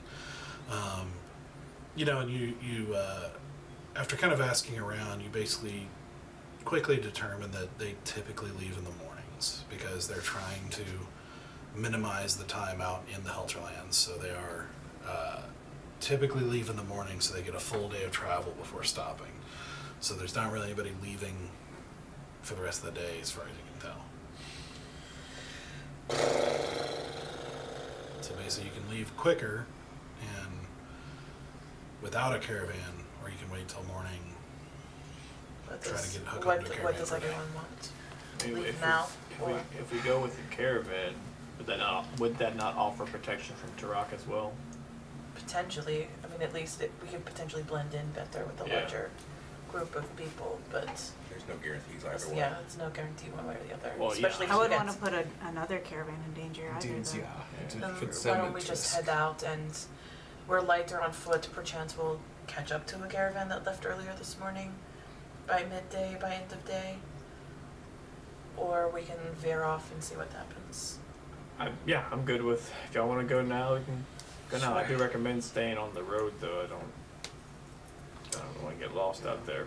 Have a little bit of a ability to make us a little bit untraceable. Yeah, for a short amount of time. Oh yeah, If you remember that spell I did earlier. Yeah, I don't mind being a little light of foot. that was pretty nice. Yeah. I don't know if I do it twice away outside the city Oh, walls. no, if you want to, fair. yeah. I'm sure the guard would love to see us do that. So then the next question would be, so if you're leaving right away, which is right around noon here, you can try to travel fast, which is going to basically make it harder for like perception checks, but you have a better chance of catching up possibly if there is anything to catch up with. You can travel normally, which, you know, normal travel, or you can try to move slower and stealth. So, Gotcha. I say fast. I was actually going to say normal, I was gonna say normal too. and maybe disguise ourselves as much as possible. That way because I'm guessing he probably knows who your traveling companions are.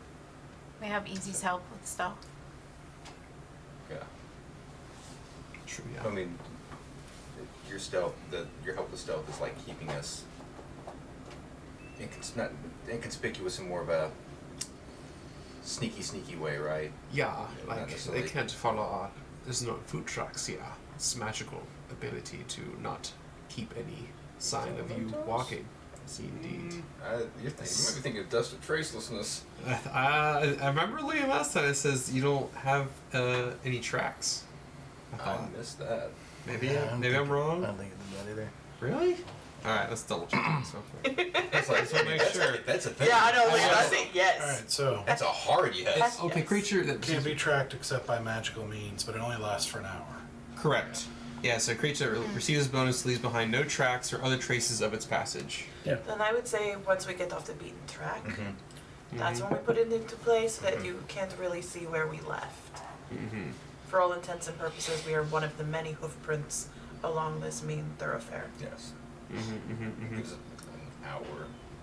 Let's ride out normal, and then if we need to move faster, I just Yep. No. need to be on alert. Mm-hmm. That's So fair. you're exiting the city, not stealthily, and then Yeah, traveling we're normally. just.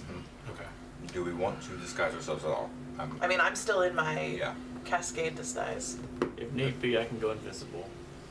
For how long? Hour? Question mark? It's an hour. Nice.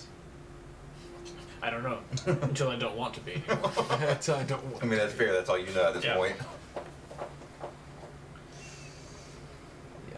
Yeah. I mean, they can disguise themselves. I'll wear your wig that you gave me yesterday. Yeah. Yeah. Can I see if I can make it look better today? What? You wanna do my makeup? Yeah, can I see if I Yeah. can be better today at this? You trust a Garkit? It's your Okay. die. Yeah, roll You're another good. disguise kit check. It's fun. 10 plus, what is it, my sleight of hand plus my proficiency? No, it's just dexterity and proficiency. Dex plus proficiency. So proficiency is going to be plus 3, so it's 13, plus your dex is another 3, so it's going to be 16. Okay. 16? Deep Okay. cut, man. Yeah, it's better this time. It's passable. Purple's more my shade, I think. But I think Yeah. purple fits you much nicer, yes. And I try not to get quite as expressive in the wing. It's more of like a, like it's like purple into the black, so like kind of looks like a very like 2008 like Yes. shadowed, yeah. Yeah.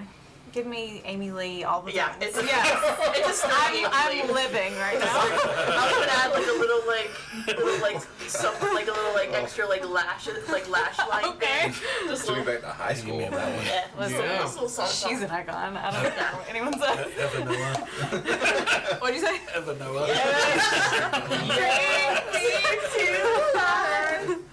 Your bar's name.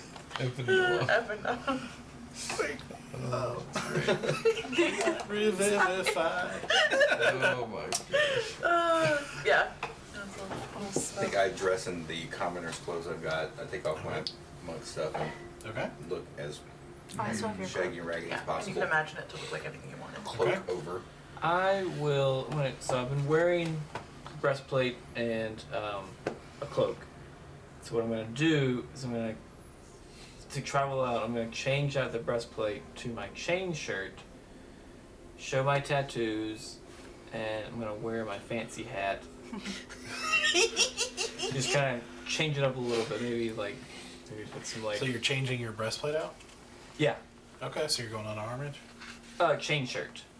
Okay. All right, make sure you change that on your Yep. sheet. Yep. Yep. I mean, I will change it later, but for this journey, chain shirt, show off my tattoos, fancy hat. Okay. His little floppy hat.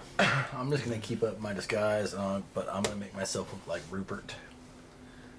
Rupert. Yeah, the old butler from Robert? yeah, Robert. from Robert. Bear. I was like, Rupert? yeah, sorry, Robert. Rupert. Fancy, sorry, Rupert. I always picture his name as Rhubarb. Well, because I couldn't remember, Rhubarb. I did want to go with whoever that was that I made a bet with back when they were crowning the new king. Oh yeah, The no. Lord, what's his The face? one lord. I cannot remember. I was gonna make myself look like him. Because I thought it'd be nice to have like a lord on the road, and you guys could be my escorts. Oh. You definitely look like him. Yes. What name do you take? I don't remember his name. Lord Farquaad. Rupert. Lord Rupert. Rhubarb. Rhubarb. Your Stuart long song. Yeah, Stuart Longsword. Longsword. Stuart Longsword. Or Sword Long. It was Sword Long. Sithers back? Like, what is happening here? Oh, I can do that one, but I'm not doing You it. should disguise up as Sithis.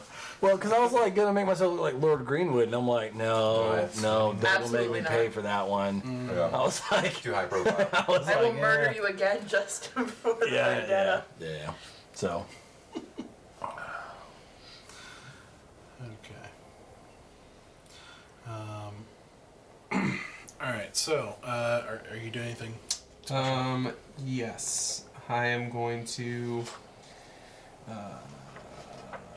cast Disguise Self. So that one's like a lesser one, it's only a first level spell, but it's basically like an illusion of make myself look. I'll make myself look a foot shorter, so I can do that, and I will make myself look like. Oh man. Not the tiefling. I would recommend not the tiefling. that's what I'm Not a using is tiefling. Disguise self. Disguise Self. And scratch that because I want someone I know more about. I'm gonna look like Lady Empress. Okay. Jesus. Oh, I can only change. Oh yeah. Which version of Lady Empress? Not the vampire Yeah. version. I just realized Good that. call. Do we know? Have we seen her vampire side? I know we didn't. In Yeah. the future, we have. No, we saw We her saw- at the dinner party. Yep, she unveiled it there. When we got the tent. Yeah, that's true. Yeah, I can't make myself look like anybody. I forgot. You can only change the look of your clothes and stuff like that with Disguise Self. Oh, you can just No. change your physical appearance. No Disguise Self. It's just your clothes and what's on you. Not like even your hair or anything like that. Because he's been You wanna using alter self? disguise. That's Alter Self. Disguise Self is a first level. He's been using You disguise. make yourself including your Yeah.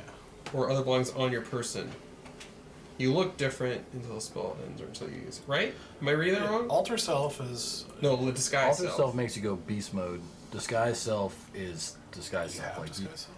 I do yeah. have Disguise Self, yeah. it's more of an illusion though. Like you look like a different person. I'm not seeing it on your list. On my list? on your spell list, yeah. It's definitely there. I've had it for a while. I know you had So you have alter self and disguise self? I had both. Dang. Mm-hmm. I definitely have had both of them for a long time. Yeah, it's not on your list. What? Yeah. Yeah, you don't have it. How do I update? I mean, it's in. I had prepared it from last night into now, so if it's not loading, it's definitely there. I've had it in my spellbook for a long time. First level, I see it. Yeah. Yeah, you make yourself look different, Okay. including Maybe your I clothes just haven't armor. refreshed. Oh, so I could change my face. Yeah, you can be anybody you want to be. Oh, But it does not That's change your what- voice. It That's just hadn't refreshed. Oh, okay, my bad. Sorry. It does not change No, your my voice. bad. I changed it out from another spell from last night's thing. Could rather do that than use the second level and alter myself. All right, I'll make myself look.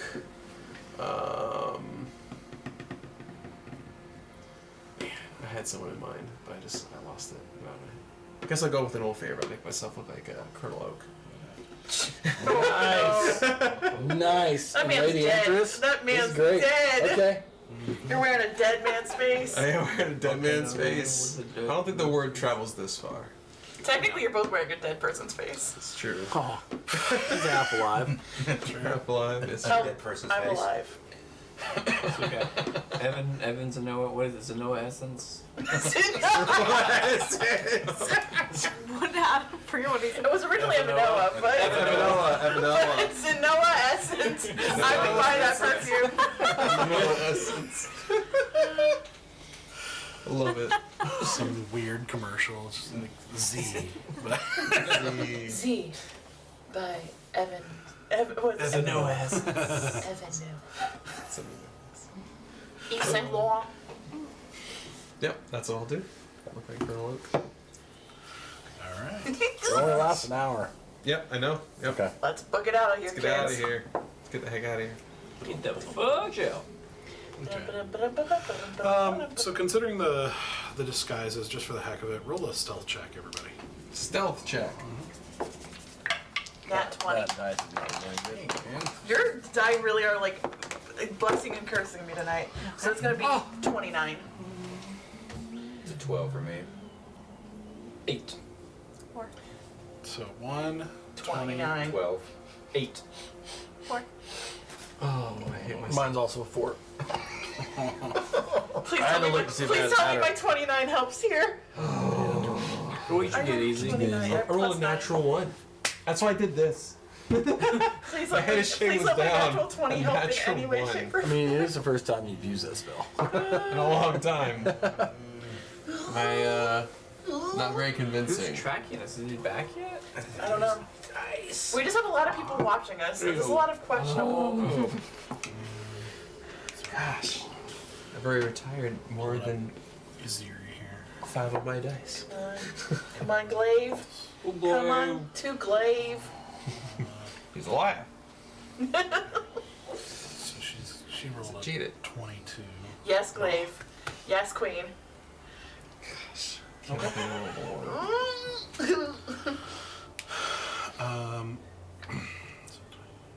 Okay. Alright, so you guys pack up and turn around and exit the city around noon and head back out into the Helterlands.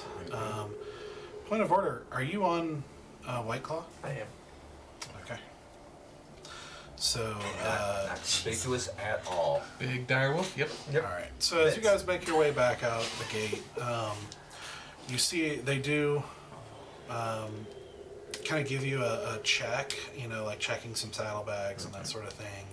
But they're a lot less strict about it. They're kind of making sure you're not escaping with anything they know to be stolen or anything that looks like it shouldn't be exported, anything like that. But they're a lot. They seem to care a whole lot more about what's coming in than what's going out, and so. They are checking you over. They are kind of paying attention, so it's worth noting that too. Yep. They are paying attention to you and who you are and that sort of thing. But you know, they do let you back out as you guys head back out into the Helterlands. And so, traveling at a normal pace. You know, if you want, you can make perception checks, or Yes, I would. Not very good at I'll let this. the perceptive people handle Me that. too.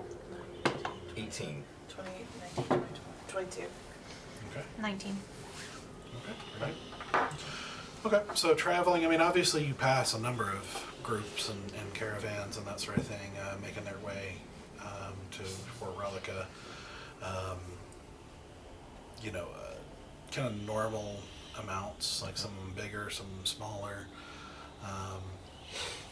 You know, nothing that you don't see any black tieflings. You don't see anything that seems to be out of place per se. Angry dwarves. But you kind of, it starts getting dark, and you are still half a day away from the intersection, and you let's see, in this area there are little bits of trees here and there. Basically, it looks like it's fairly open land around here, except for, you know, clumps, like places where there are groups of trees, like groves, if you will, but nothing like, forest. So, Are there any caravans that we can see have like camped within like the next like 2-3 miles? roll a perception check. No. Oh, what? Not within the immediate, vicinity. You can keep going, but it'll be dark, and You have a couple of humans with you, so. Yeah, no, I know. You weirdos don't have good dark sight. This is very strange to me. Do we want to risk just pulling off the road here and trying to find a quiet spot? Would you like to go deep in the woods with me, Balin? Oh, that is not her voice at all, but I'm trying here. it is. No. It was very off the mark. Yeah, but he knows how to do it. Danny does not know how to do it. Stoic knows how to do it. I'm trying to make him uncomfortable. You're ruining my fun. So sorry, I did not mean to ruin the moment by pointing out a poor facsimile. Do you need escort, my lady? I do. more belladonna. I know. I can't remember what to tell man. As you wish, oi. It's trauma, man. I blocked out her completely. Just look at this, and I want to start going. I want to look around for a good spot that is off the beaten path, but has it looks easily defendable, like from all directions, I guess. Yeah, and I'm helping you find a spot that also has we have good sight lines, but there are not good sight lines to it. Okay. Do a survival check with advantage. Advantage. Good. 22. Ayy. Yeah. Okay. There's not much.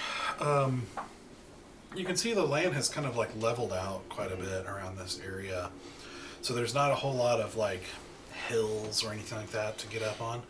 You do find a grove of trees that you think you can probably set up in, as long as you're not making light. Yep. You think you'll. Yeah, it's probably a good 1,000 feet off the road, where you might be able to see some people, but as long as you're not making light, it's a decent chance you could stay hidden. Enough of a space to set up the tent. Oh yeah. Okay. Yeah. Set up the tent. Okay. Yeah, it's probably 100 feet long, Okay. give or take. Yeah, just want to make sure we had plenty of room. Okay. Point it out. And I think this is a good spot. Yeah. Sounds good. Can I rough up the snow so it doesn't look like a group of people just went, alright? Off way. branch and Roll a just survival swoop it. check, yeah. I need one of y'all to be nice to me tonight. Okay. That's gonna be 13. 13. Okay. I mean, you're able to kind of disrupt it. It's not tracks. It's not clean snow either. So, about the best you can do. Did what it could. Fair. Okay. So you guys set up the tent and get ready for bed. I'm gonna set my vase in Yep. front of the door before bed. Okay. Was there wildlife around where we're setting up? Normal? Not in the immediate open area that you can see. so far. You haven't seen, so like in the Helterlands, since you've been there, you do see occasional wildlife, but not as much as normal. You get it's like the creatures here don't seem to be as natural as a lot of places. Definitely not. I explain it like it's in Mandor. While there were lots of dangerous beasts out in the forest, there were also kind of a fuller ecosystem. And out here, you do see it occasionally, like in some smaller stuff that's able to get away and hide pretty easily. But especially out here on this plain where there's nothing, there's like nowhere to hide in for long like sight lines. You're not seeing anything in the immediate vicinity. Okay. Plus, it's winter, so it's Yeah. okay. Probably still take watches. Oh, yeah. Oh, absolutely. We're not leaving the tent, but like Does it still look like we have like a fuller moon out, or is it starting to look like we're getting darker? I mean, at this point, I mean, it's on its way, so it's less than 3/4. Okay. I'm going to take one of the darkest watches just because I have dark vision. Okay. All right, so just for speed's sake, everybody roll a perception check. Sure. Yep. I also want to do a weird thing before bed, and Okay. I'm going to take my mug of addiction and lean it. Mm-hmm. And I just want to take note of, because I'm assuming with how far we are, it's going to point towards the fort. It does. So I just want to take note of where that direction is, Okay. and so that I can continue to do that until it's like a compass. No, that's Like, good. that's why I got it. good use of it. Yeah. Yeah, you do, and it like the handle specifically is what kind of tilts in Okay. place and points toward the. And it's easily knocked over. It doesn't hold in place, but Yeah. if you just balance it and let it go, it Okay. points its Yeah, handle just toward enough to make the west. note. Okay. 9. 17. 22. 11. 6. Flat 10. Oh. All over the place. Just real passive 10. Some other dice down. That's my passive. Not very good. Not being good to you. No, never been very perceptive. So that tracks. It does track. That tracks. I try to be true to my perception. Okay.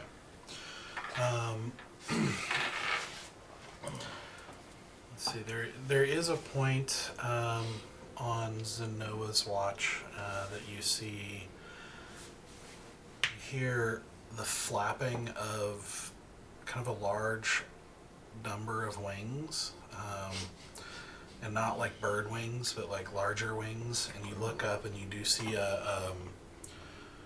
you can't really see much except a silhouette on the stars, and the moon's kind of lower, and so it's not giving you much help either. But you do see kind of large.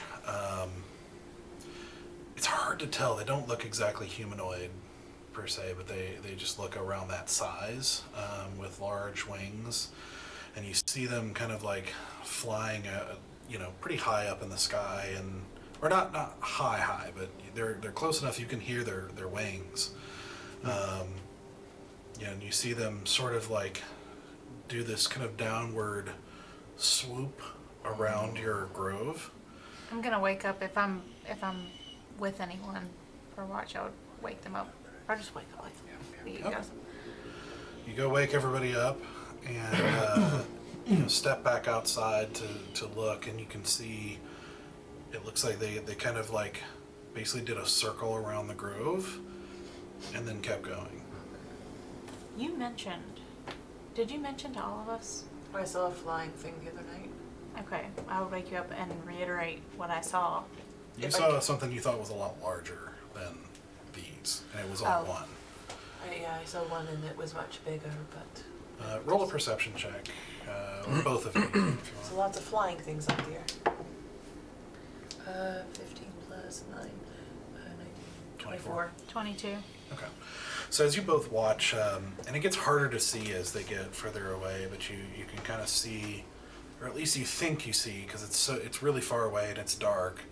You think you see another kind of grove, like probably another 1,000 feet away, and you kind of see them do the same thing, kind of circling around it, and then keep going. Just kind of get the impression they seem to be checking out Yeah, different areas. whatever they are, they're smart enough to know that people probably hide in the groves. Just keep an eye out. Are they scouting, like, for prey? It looks like a hunting party to me. I guess it's good they moved on then. Let's just not bring their ire back. Yeah, do. Yeah. For the rest of the watch, you don't see any more trace of them. And again, you do see some creatures here and there, but it's all shadows and kind of hard to tell exactly what they are. You do, at one point, see, like, kind of off in the distance, like a group of more humanoid-looking creatures. And they actually come close enough, within like 100 feet or so, just seemingly walking, but they seem to have that sort of like hunched, weird gait that you saw in the knolls a while ago. But they don't seem to be looking specifically at that grove, and they just kind of keep moving. What's a knoll again? The thing we destroyed. Like The thing that you hyena, fought that like a- attacked you A while you were... hyena kind of thing. Yeah. Yeah, 5 people. Yeah, and you went Would and people turn into destroyed their stone? camp. No. Nope. No. The other guy. They were the ones that literally like would attack. All of them would attack one person at a time. Yep. Mhm. Yep. And then I tried to save Zenoa from them, and I blew up a bridge. Yeah. If you remember that. I do remember that. Remember that I do time the remember that. wizard blew up a bridge? Yes. I'm quite aware. Yeah, it was pretty epic. Because didn't you jump off the bridge with me? Or was that Valen? No, I did. No, I grabbed You made me He fly. flew off the bridge. Yeah, you Yeah. made me fly, and I went in. I swooped in. I picked up a couple. Everything was falling down. So, after very narrowly avoiding We're so Oh stealthy. god. Oh. some encounters, you wake up in the morning as the sun rises, and it's a gray sky. It's cold. It's not snowing, but it is kind of dreary. Kind of one of those days where it's like it could snow, maybe, but you don't know. But it's not snowing right now. And you start heading back out. Yep. Why not? Get an early start. Yep. So, as you rejoin the road, and again you start to see some traffic as normal passing you. After about half a day's travel, you eventually hit the point where the road branches off, where you need to head north. Is this where we want to Yeah. do your thing and kind of give us a... It's not a bad idea, yeah. Let's walk like 1,000 more feet straight ahead. You do you, and then we'll loop around and start heading north. Alright. Tell me when you're ready. Loop around. What? Double back. Yeah, Oh, double back right, once gotcha, we're. gotcha. So it looks like Okay. we didn't stop to go. Yes. False trail. Yeah. All right. Listen, I everybody- learned a little bit from that hunter friend of ours. Yeah. Asura's been very like, she absorbs a lot of things that she's been noticing from other people out in this area, because like this is not her terrain, and she's like, I've got to survive somehow. All right. Cool. So you're casting Pass Without a Trace. Yep. Pass without a trace. Everybody roll stealth checks. Plus 10. Right? Plus 10. Woo-hoo! You're already. Finally. Well, it's not, doesn't help me. I rolled a natural 1. Oh! No! Of all the people who's super dexterous. Yep. You know what? 67. I'm gonna do this, I think. Do it. Are you gonna flip that coin? I'm gonna flip that coin. Flip that Dark Luckstone, yeah. Alright. Oh, the Dark okay. And stone. actually roll this again. Yeah. I haven't used it in a while. So basically, just give him luck. Yeah, because the coin you'd have to roll before you Yeah. have to flip it. This I can. This Retro. This you can. Yeah, you can use like a luck point. Natural 20. Oh. Okay, sure. Why not? Okay. 37. 37, and I did not roll a natural 20. 30. 37. 15. 24. 28. Those numbers. Yeah, Izir, you got a 26. Yeah. As we're like, I'm gonna switch back. Hat off, chain shirt off, put back my normal outfit. Okay, cool. I'm still in my Yeah. my fake aesthetic for a while. I'm definitely back to easy for sure. I'm still a lady. Like me a lady tonight. Alright. So, you guys start heading north, heading off of the more traveled road, and now you can tell the difference. Like, this is not quite as wide. It doesn't seem as traveled. You're headed up into the World Thorns, which is not, not a well-trafficked branch. This is a far cry from the highway. Little more than a kind of occasionally used path. It's there are even parts where it's like you have to kind of stop and make sure you're on the right path, because there's so little. There's occasional places where it's not even clear that this is where the path is. But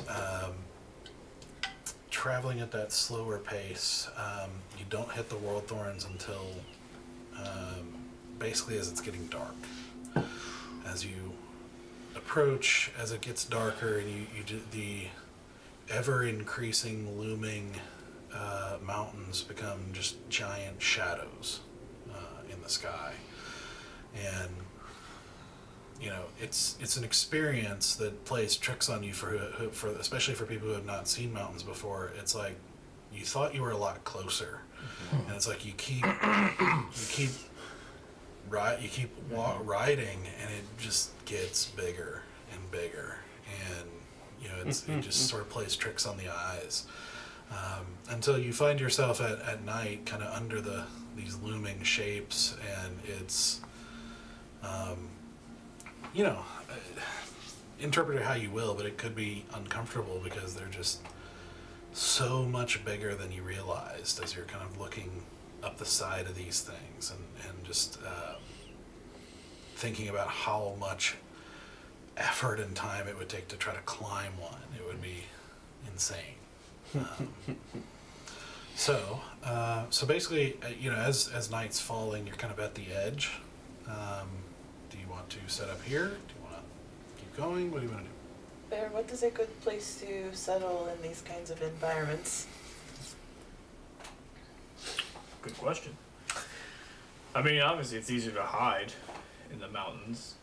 Got more rocks to hide behind, but caves. Want to make sure the cave is abandoned before we do that. I feel like that's a story for another day. Having more than you would think. How far away are we from the World Thorns? Like you're right on the edge, basically. Like hour, 2 hours, 3 hours? Do I have any idea? Well, you're kind of in that place where it's like, you're gonna have to start kind of working your way around the mountain that's in front of you, and kind of, working your way through. Like, you're right on the edge. It's like, are you in the World Thorns or not? It's subjective. It's not a hard border. Yeah, but to get in, we'd have to like climb. These are the World Thorns. Rocks and stuff.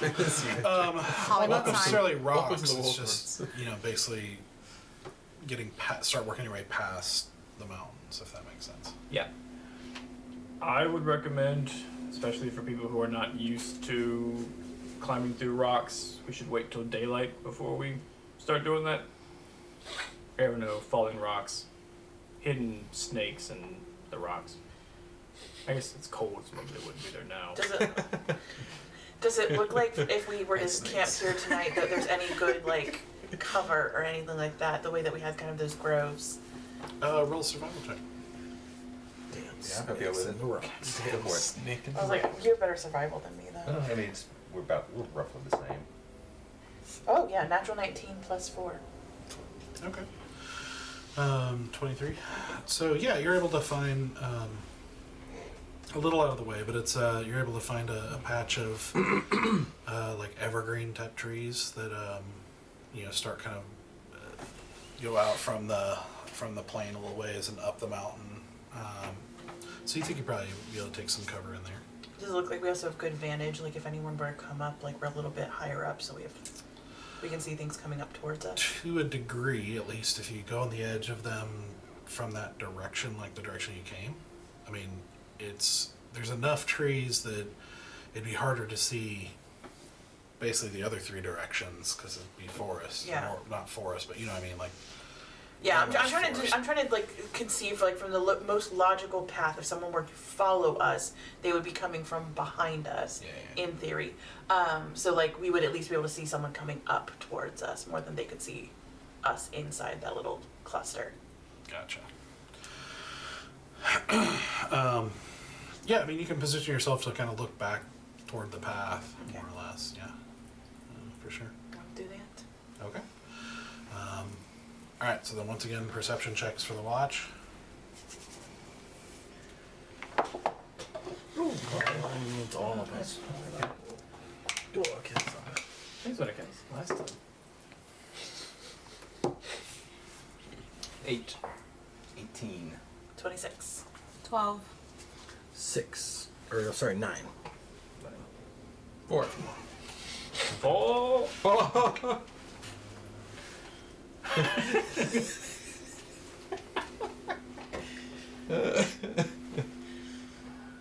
And Zuri's gonna watch with 1 for an 11. Solid. I will add on my watch, like the journey up to Fort Relica. When I realized we were going to World Thorns, I was like excited. I was like, yeah, my home, yeah, this is gonna be great. And then when we get to the path where we divert, there's like a subtle shift in Bear's character, where he's a little bit more apprehensive.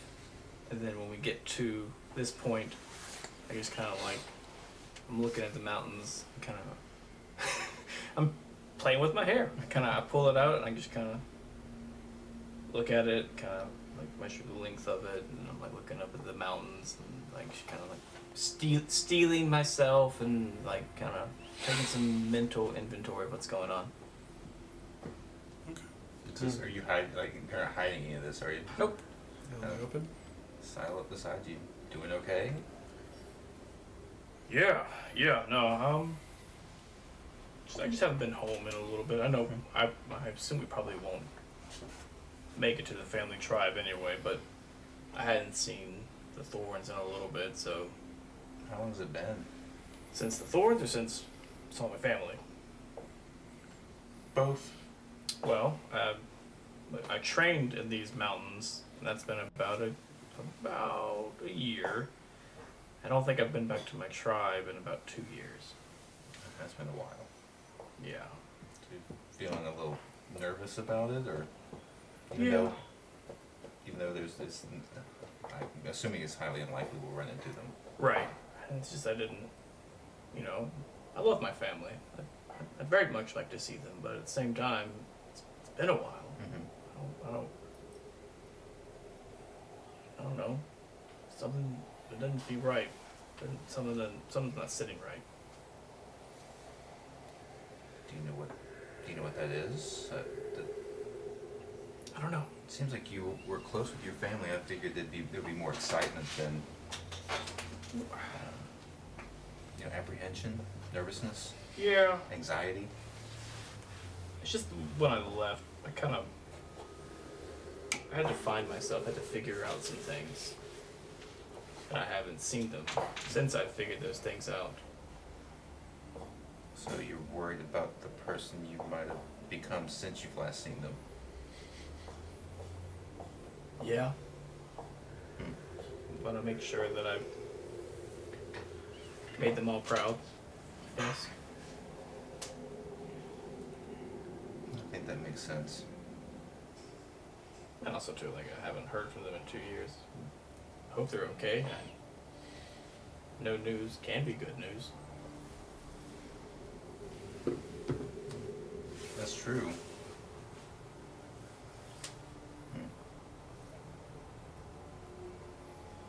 Well, Yeah. I mean, I'm not the foremost authority on family matters such as that, so I don't really have much I could tell you, but I think they'd be okay with who you become. Well, thank I'd like you. to think so anyway. I appreciate that.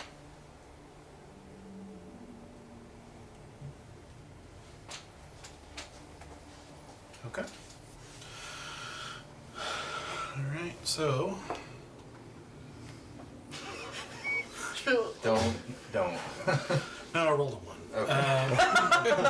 Okay. Just avoiding everything here. Oh darn.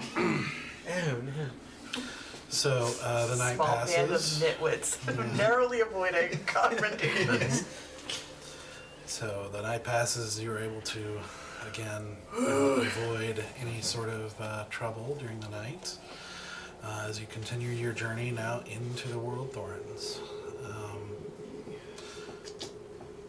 You travel for, kind of weaving your way between the mountains, and thanks to, Bear, you notice there are subtle differences between this part of the World Thorns and what you're familiar with way farther north. Like what you're used to is a little bit harsher. There's a little bit more kind of plant life, vegetative life. It's a little more foresty down here, and even just the type of forestation here has more variety, because up north any forestation is all like pine or fir or just evergreen type trees. But down here you see more variety, and so there's obviously some unfamiliarity, but some of it feels very familiar. And you're able to kind of help navigate a few things and give at least some modicum of guidance as you work your way through. Okay. And around obstacles and through these kind of rocky areas. And there is still something of a path working its way through it, but it's very quickly becomes a path where you can't travel as fast, because there are steep places and there are rocky places that you have to kind of dismount and lead the horse by hand over, and things like that. Like I said, this is very obviously not well traveled. But you guys travel for another 2 days into the World Thorns and into these mountains. Seeing some creatures, starting to see a little bit more wildlife, and things like deer and rabbits and other creatures you don't recognize, and hiding at key moments to avoid some more predatory type creatures and that sort of thing. But eventually, as you on a day where there's no clouds in the sky and it's just kind of clear blue, still cold, but more clear, and under the sun, as you're working your way, kind of uphill a little bit on this path. As you kind of turn the corner around a rocky area, you see what looks like an elderly man standing in the path, and he's got this sort of kind of scraggly, decent thickness beard, with very simple, like gray clothing, and this kind of gnarled walking stick, kind of short walking stick, and he's got these kind of simple brown eyes, and he's kind of balding on the top with just like a bit of maybe shoulder length hair kind of coming down behind him. And as you kind of come around the bend and everything, he's just standing there, and he smiles. He says, "Ah, welcome to the invited. I am the guide. Or simply guide, if you feel that the guide is a bit too pretentious."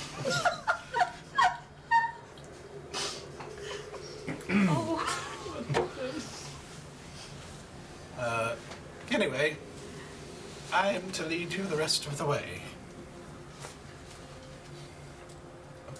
Okay. Well, thank you. How did you know that we were coming? I'm supposed to know. Clears things up. The guy. Yeah. It's very simple. It indeed is very simple. I think he makes a lot of sense, yeah. I think we should trust him. I'm gonna like touch my tattoo and only say to Zenoa, like, is this legitimate? You read my mind. I'm going to cast Read Thoughts on him. This is gonna be great. Okay. And he has to make a save for that, right? Yeah, Wisdom save. Okay. And to beat what? 16. Okay. He beat it. It's very wise. So you're here to guide us to where we need to go. And that would be... Where you're supposed to go. Where you want to go. It's just I wanted it so bad I forgot what it was. Well, that's going to be a problem because you can't enter unless you want to be there. Okay. So, and I do want to be there. Hopefully, How do you know? I don't know the name of it. I don't know the name of it, but I know where I want to go. And so if this is the place, then I must be able to go. Well, this is a fascinating little game. You see, he's got this kind of like mischievous twinkle in his eye that is. Does he have a shadow? Okay. Valid question. Does he have two shadows? Can I do an insight check? Sure. I know that also a insight is cat. not my thing, but I'm gonna do it anyway. He's pure No, as shit. that's gonna be a 6. Yeah, I would tap my neck and say, I can't get a read on him. Neither can I. We're here. There's no place to go but forward. Yes, Please we show us agree. the Some way. of us are clear. Do you go by guide or do you have another name, yeah? The guide. The guide. He was Sorry. something. Yes. Either way. I feel like that is for Please, formal. please, please. The guide was my father. Mr. the guy. Just call me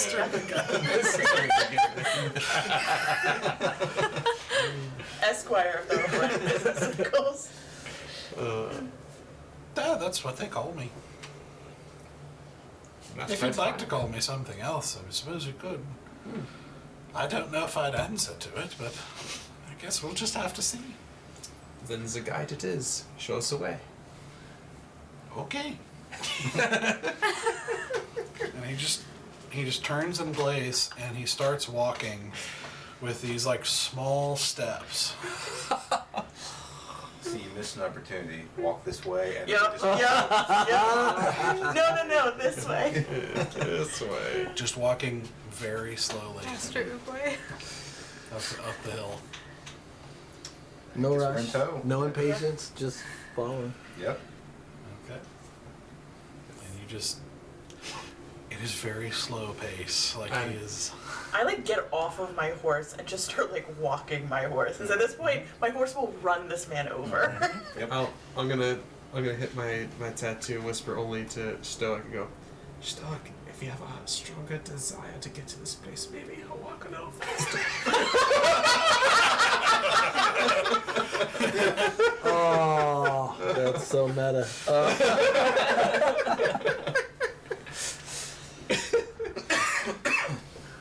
I do, but I am a little nervous.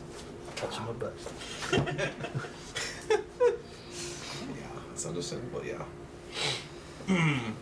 Well, I'm just gonna keep start on walking. keeping an eye out of like what just like does it look like we're like not in the same place? Like does it look like the world is changing around us in any way, shape, or form? roll a perception check. Ooh, that's another natural 19. Plus 9, so 28. Is that right? Did I math it? Did I math it? 28. Yeah. 9 plus 19. Okay. Yeah, as you look around, you don't seem to notice any like shift or any change necessarily. It looks like mountains, like you've been traveling through. You don't feel any of the shifts that you've been through the couple times you've been to other planes. That sort of like feeling in your gut. Nothing like that. As you do see far to the back, probably a couple 100 feet away, behind you, you see some sort of like shadowy figure that seems to be following. But like not doing a great job, but kind of like going behind a rock and kind of peeking out and then, you know, dodging to another one. And What? We have a shadow following us. Hey, we lost the shadow. Well, we've gained one. Does it look like a cat? It's a valid question. It is. It's a very valid question.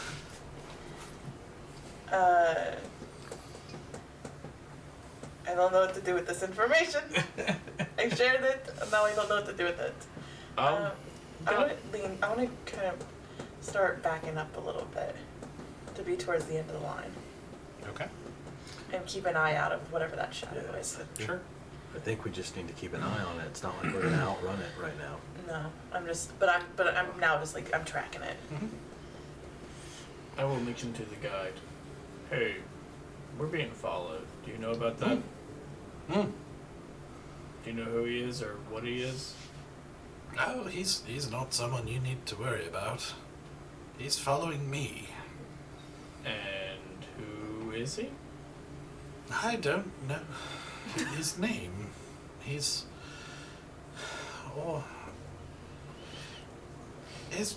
not someone to worry about. He has been following me for a very long time. You see, he desires to take my place, but I don't think he would lead people to the right place. Oh.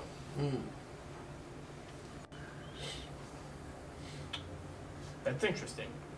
Does he pose any physical threat to us? Or you? No. He ever wants to replace me, but can never do so. Quite the tortured soul, if I say. And how long have you been guiding, if you don't mind my asking? A long time. What is time? Sounds like something an old man would say in a mystical way, right? Now that you mention it, yeah. Or maybe I just don't remember. And he's always been there, as long as you can remember. Well, not always. He's quite a long time. Okay. Miserable soul. Oh. If you don't mind me asking, Mr. Guide, do you need a walking stick to help you in your travels? What is this? Need? Yeah, to help you in your treacherous journey of these mountains. Well, I don't need it, but it is certainly nice. Meet one of my staff then. As Oh, a walking stick. I'm good with mine. This is sturdy and proven.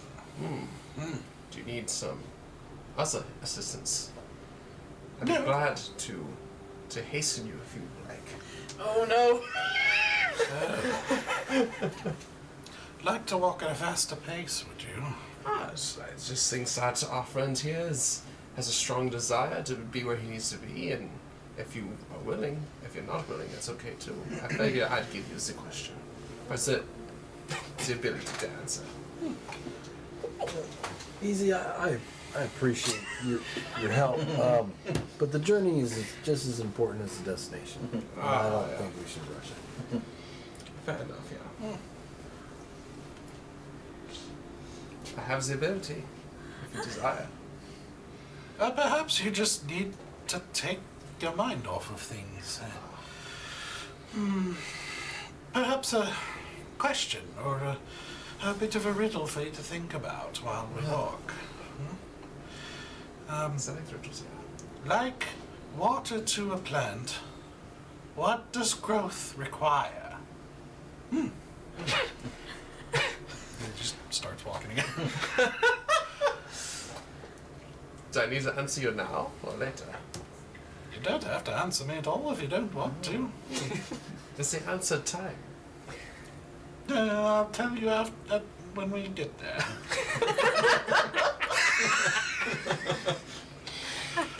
daytime too. That's enough. In my experience, growth requires calories, but that just been my personal experience.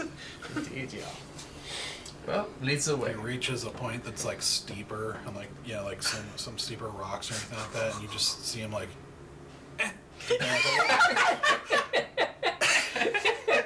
This is some Yoda end of life stuff.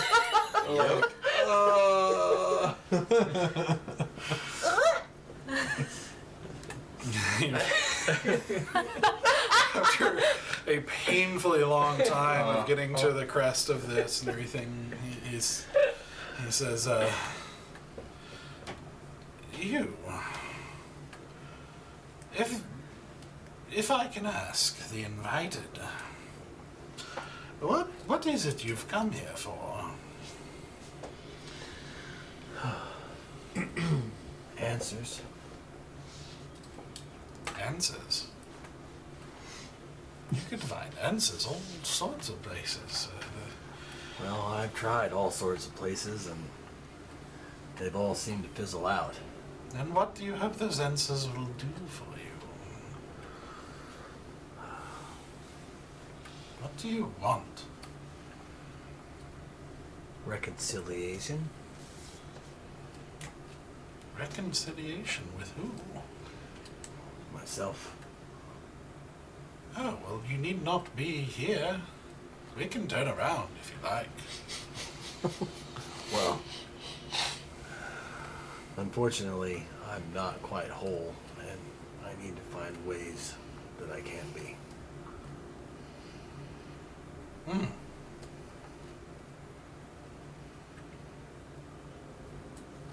But you want to find that in yourself? Well, the missing pieces of myself, yes. Well, and he kind of stops, like, and there's kind of a tall kind of pine tree over on the left, and he's like, I think perhaps it'd be better if you just climb this tree and think about it. There you will find yourself.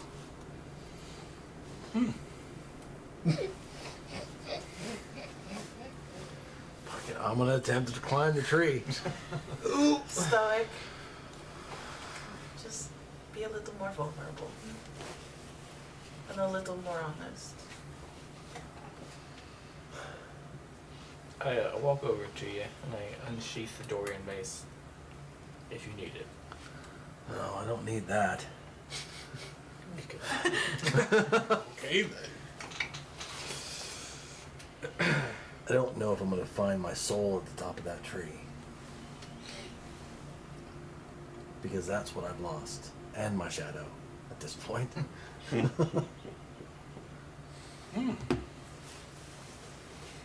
Which you've been looking down a lot, I assumed you noticed. Ah, what do you know?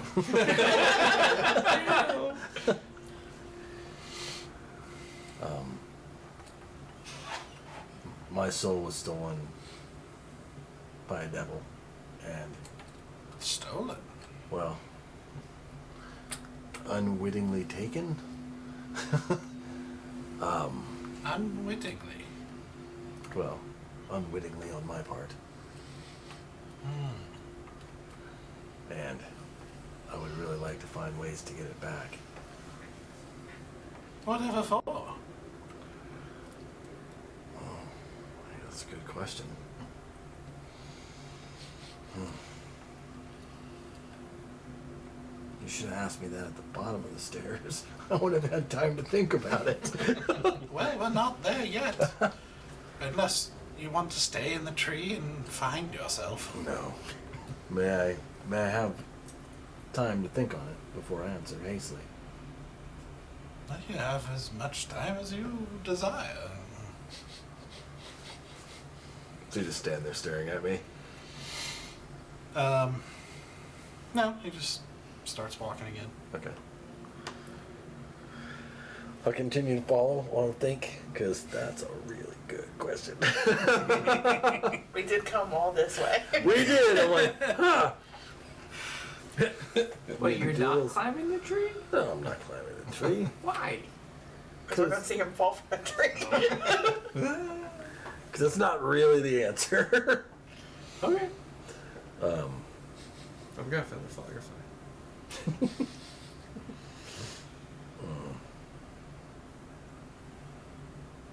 Why are the rest of you here?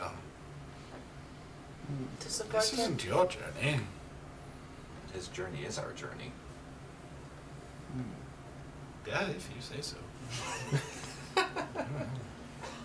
got into his predicament because of us, in a way. So, we're here to support him. Because of you. He did it in a way to rescue us, yeah. So, in his sacrifice, we sacrifice.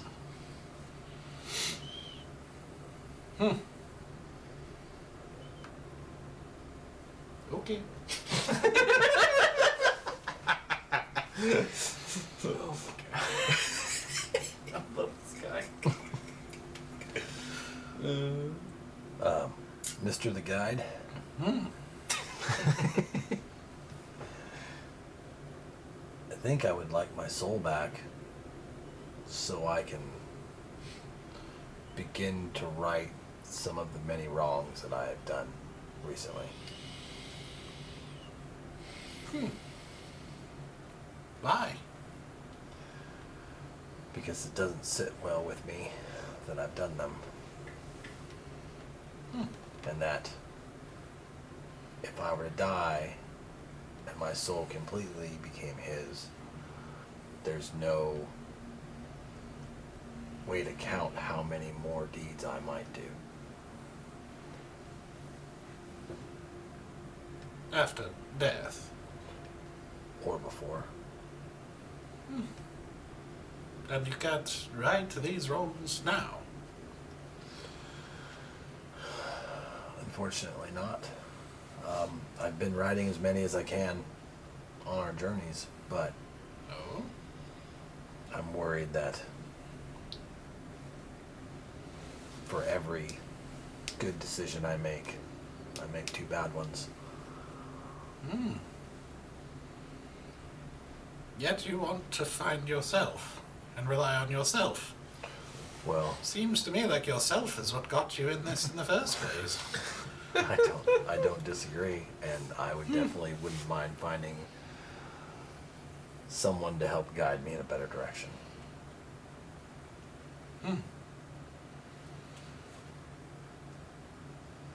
So you want the guide.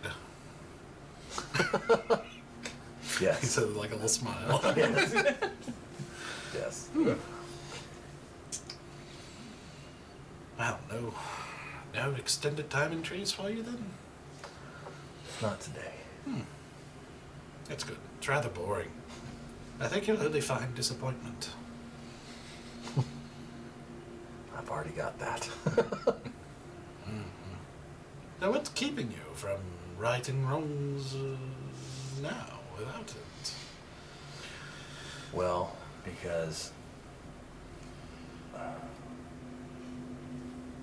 I tried to right the wrong of my friends almost dying, and that I had to commit many more wrongs for that to happen. And I've been traveling with them, trying to do good deeds, but I found myself needing to condemn others just to continue traveling with them. Was righting a wrong really what you're trying to do?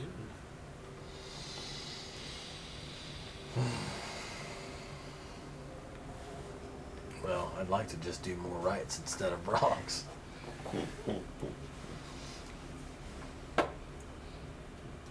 And you can't do that right now. Seems to me like you have control to put one foot in front of the other.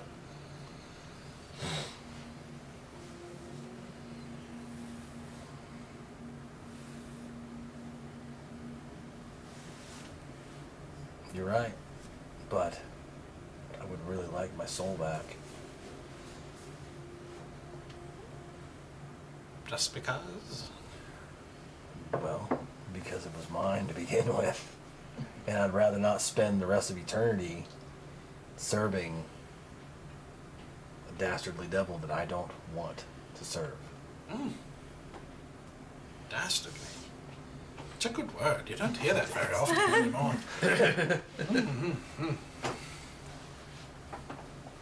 So you're looking for freedom. Well, freedom from him, yes. If you'd pardon an old man for telling parables as old men are wont to do, a long time ago, there was a door that led to heaven.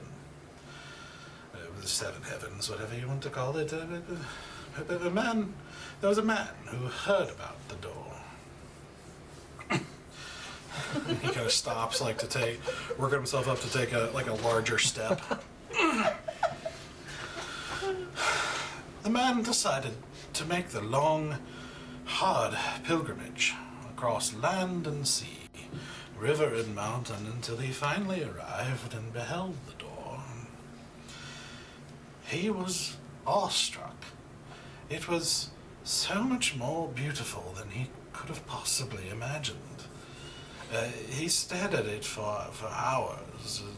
Intricate paintings and carvings and beautiful writing and vivid colors. Just perfect angles and craftsmanship.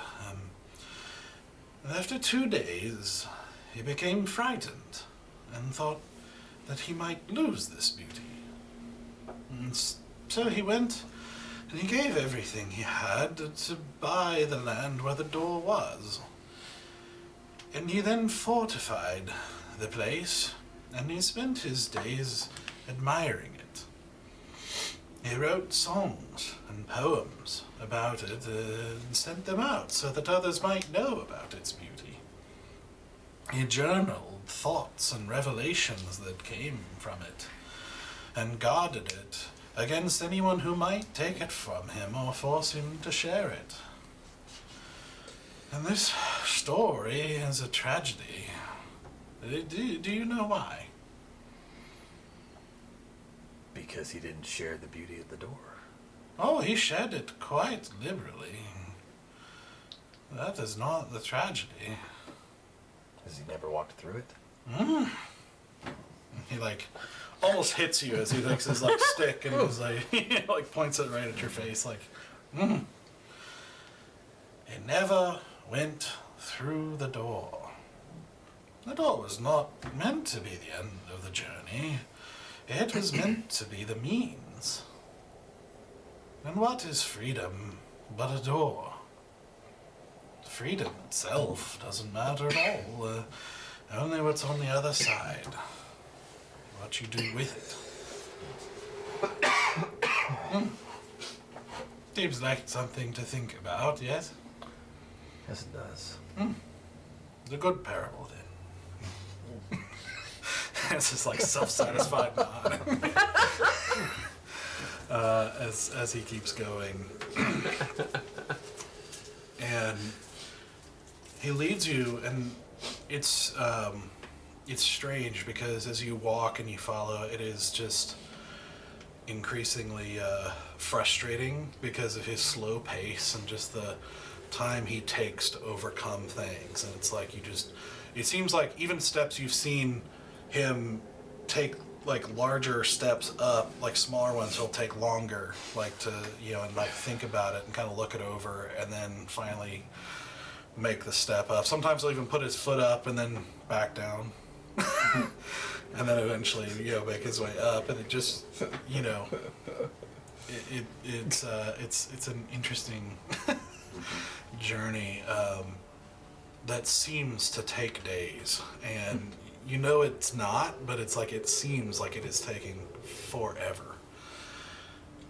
But eventually, after a very long and arduous journey, just kind of all working your way uphill slowly. Kind of working your way up a mountain, you find yourself kind of in a leveled out area as you see just a very simple, stone arched doorway.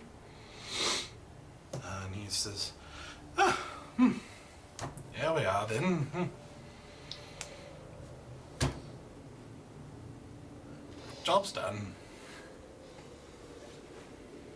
So quickly. Oh. Did you come up with an answer? As I believe the answer is the same as I had before this time. Does that seem like the right answer? No. No? Do you know what it is? I don't believe I do. Patience. Ah! I see now, yeah. Ever so clearly. And he turns to you and he kind of like he's probably 5 foot, like he's not very tall, and but he kind of reaches up and like you just pats you on the shoulder and he's like, well, if you learn to let go, I'm sure you'll find what's worth holding on to. He just starts walking away and Oh, wow. leaves you in front of the door. Sir, I'm guessing this is not for all of us. Should we wait here for him? Well, he kind of calls back, basically. He's like, there's a, I guess you could call it a lobby of sorts. A lobby. Thank you, sir, very much. Nah. We've come all this way. Stoic sits down about 5 feet in front of the door. And just sits. Okay. Like, steeling himself, getting ready.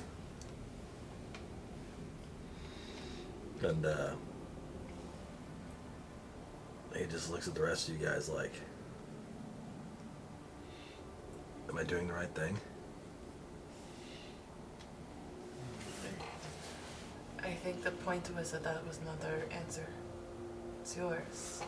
Well, I know getting rid of Bolgash is the right answer. For us, certainly, but... Well, and for me, I don't want to be his puppet anymore, but there's been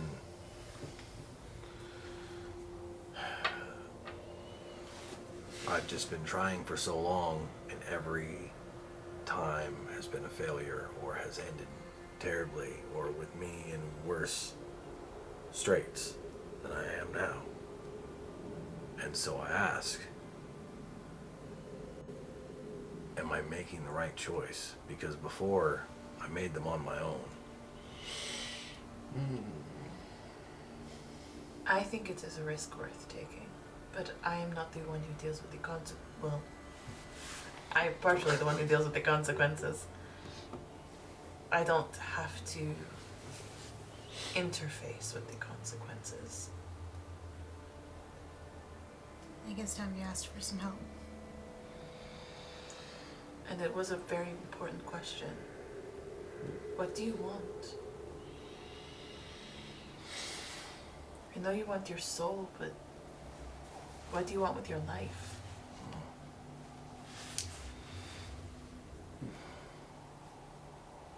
To be honest, I want to just spend it with you guys. You guys are the only family I've had. And, I mean, I know family fights. It does mean things to each other. But Family also apologizes. we're still family. And I want to continue to be family. I just like walk up to you, put a hand on your shoulder. Whatever you decide, go through the door, don't go through the door, whatever happens on the other side. We are your family. that can't change. With you to the end, man. I take a deep breath and I get up. And I go. He goes through the door. Okay. You guys follow him? Yeah, absolutely. Apparently we're allowed to. Yep. There's a lobby. Hopefully there's popcorn. Popcorn. So you walk Just a water in. fountain. Half works. Not really. You guys walk in with Glaive trailing in with you, and you see a very simple stone room inside with another simple door that's closed, with no carvings, no writing, nothing. And as you stand there for a moment, you see a sort of dark sort of pooling like beside the door, and you see it sort of gather seemingly out of nowhere, and this sort of like almost like liquid but not quite, and you see it sort of rise up and start taking shape into a roughly humanoid form, and you see unfolding from it 4 wings. And it stays this sort of black liquidy shape, but starts taking on the definition of these robes and arms sort of kind of held in front of it, and no face, just sort of a blank area where a face would be, and no hair or anything. And as these wings sort of unfurl, and you see the liquid sort of take on this faint but soft golden glow around the edges, almost like a liquid eclipse. And you see as it sort of takes shape, you see its kind of faceless head turned towards you, and you just hear kind of echoing through the chamber, "Greetings to the invited. I am the Angel of Secrets, Stoic Songsteel, son of Sebastian Songsteel and Agara Strongjaw. Have you prepared yourself?" And that's where we're going to end tonight. Don't blink! Don't. Oh, is it a statue? No, the who? Like Dr. Who? Yeah, is it a statue? Yeah. I instantly went to Deep Space Nine. Oh, That, okay. yeah. I was thinking Matrix, like red pill or blue pill. Oh You're no! preparing Like yourself for the... when he was describing the. Oh, that. I Okay. can't remember the guy's name. The but- Frenchman. No, wait, not the Frenchman. The architect. No, he's not Matrix from Deep Space Nine. Oh. Deep Space Nine. The guy, the shipshifter, like. I But We're he's- jumping fandoms here. Yeah. Yeah, we we tried. got like 4 fandoms Yeah, happening. yeah. We're just gonna go find them all. That was well done. That was well done, Jed. Are we still online, or are we just not here? No, we're fine. We're on the Okay, line. we're good. Yeah. And it's AGARA. Thank you. I'll write it down since that's the first time you've heard it. Yeah, I was about to say. I was like, I didn't give her a name. She's got a name. So, I know, like the minute you like the mom's name, I was like, sorry, AG. ARA. Uh-huh. Strong jaw, one word, like Yep. it sounds. Yeah. that's wild. Go. Those Woo, I've got a mom. All right. Here's some backstory. We're all learning about our mommies.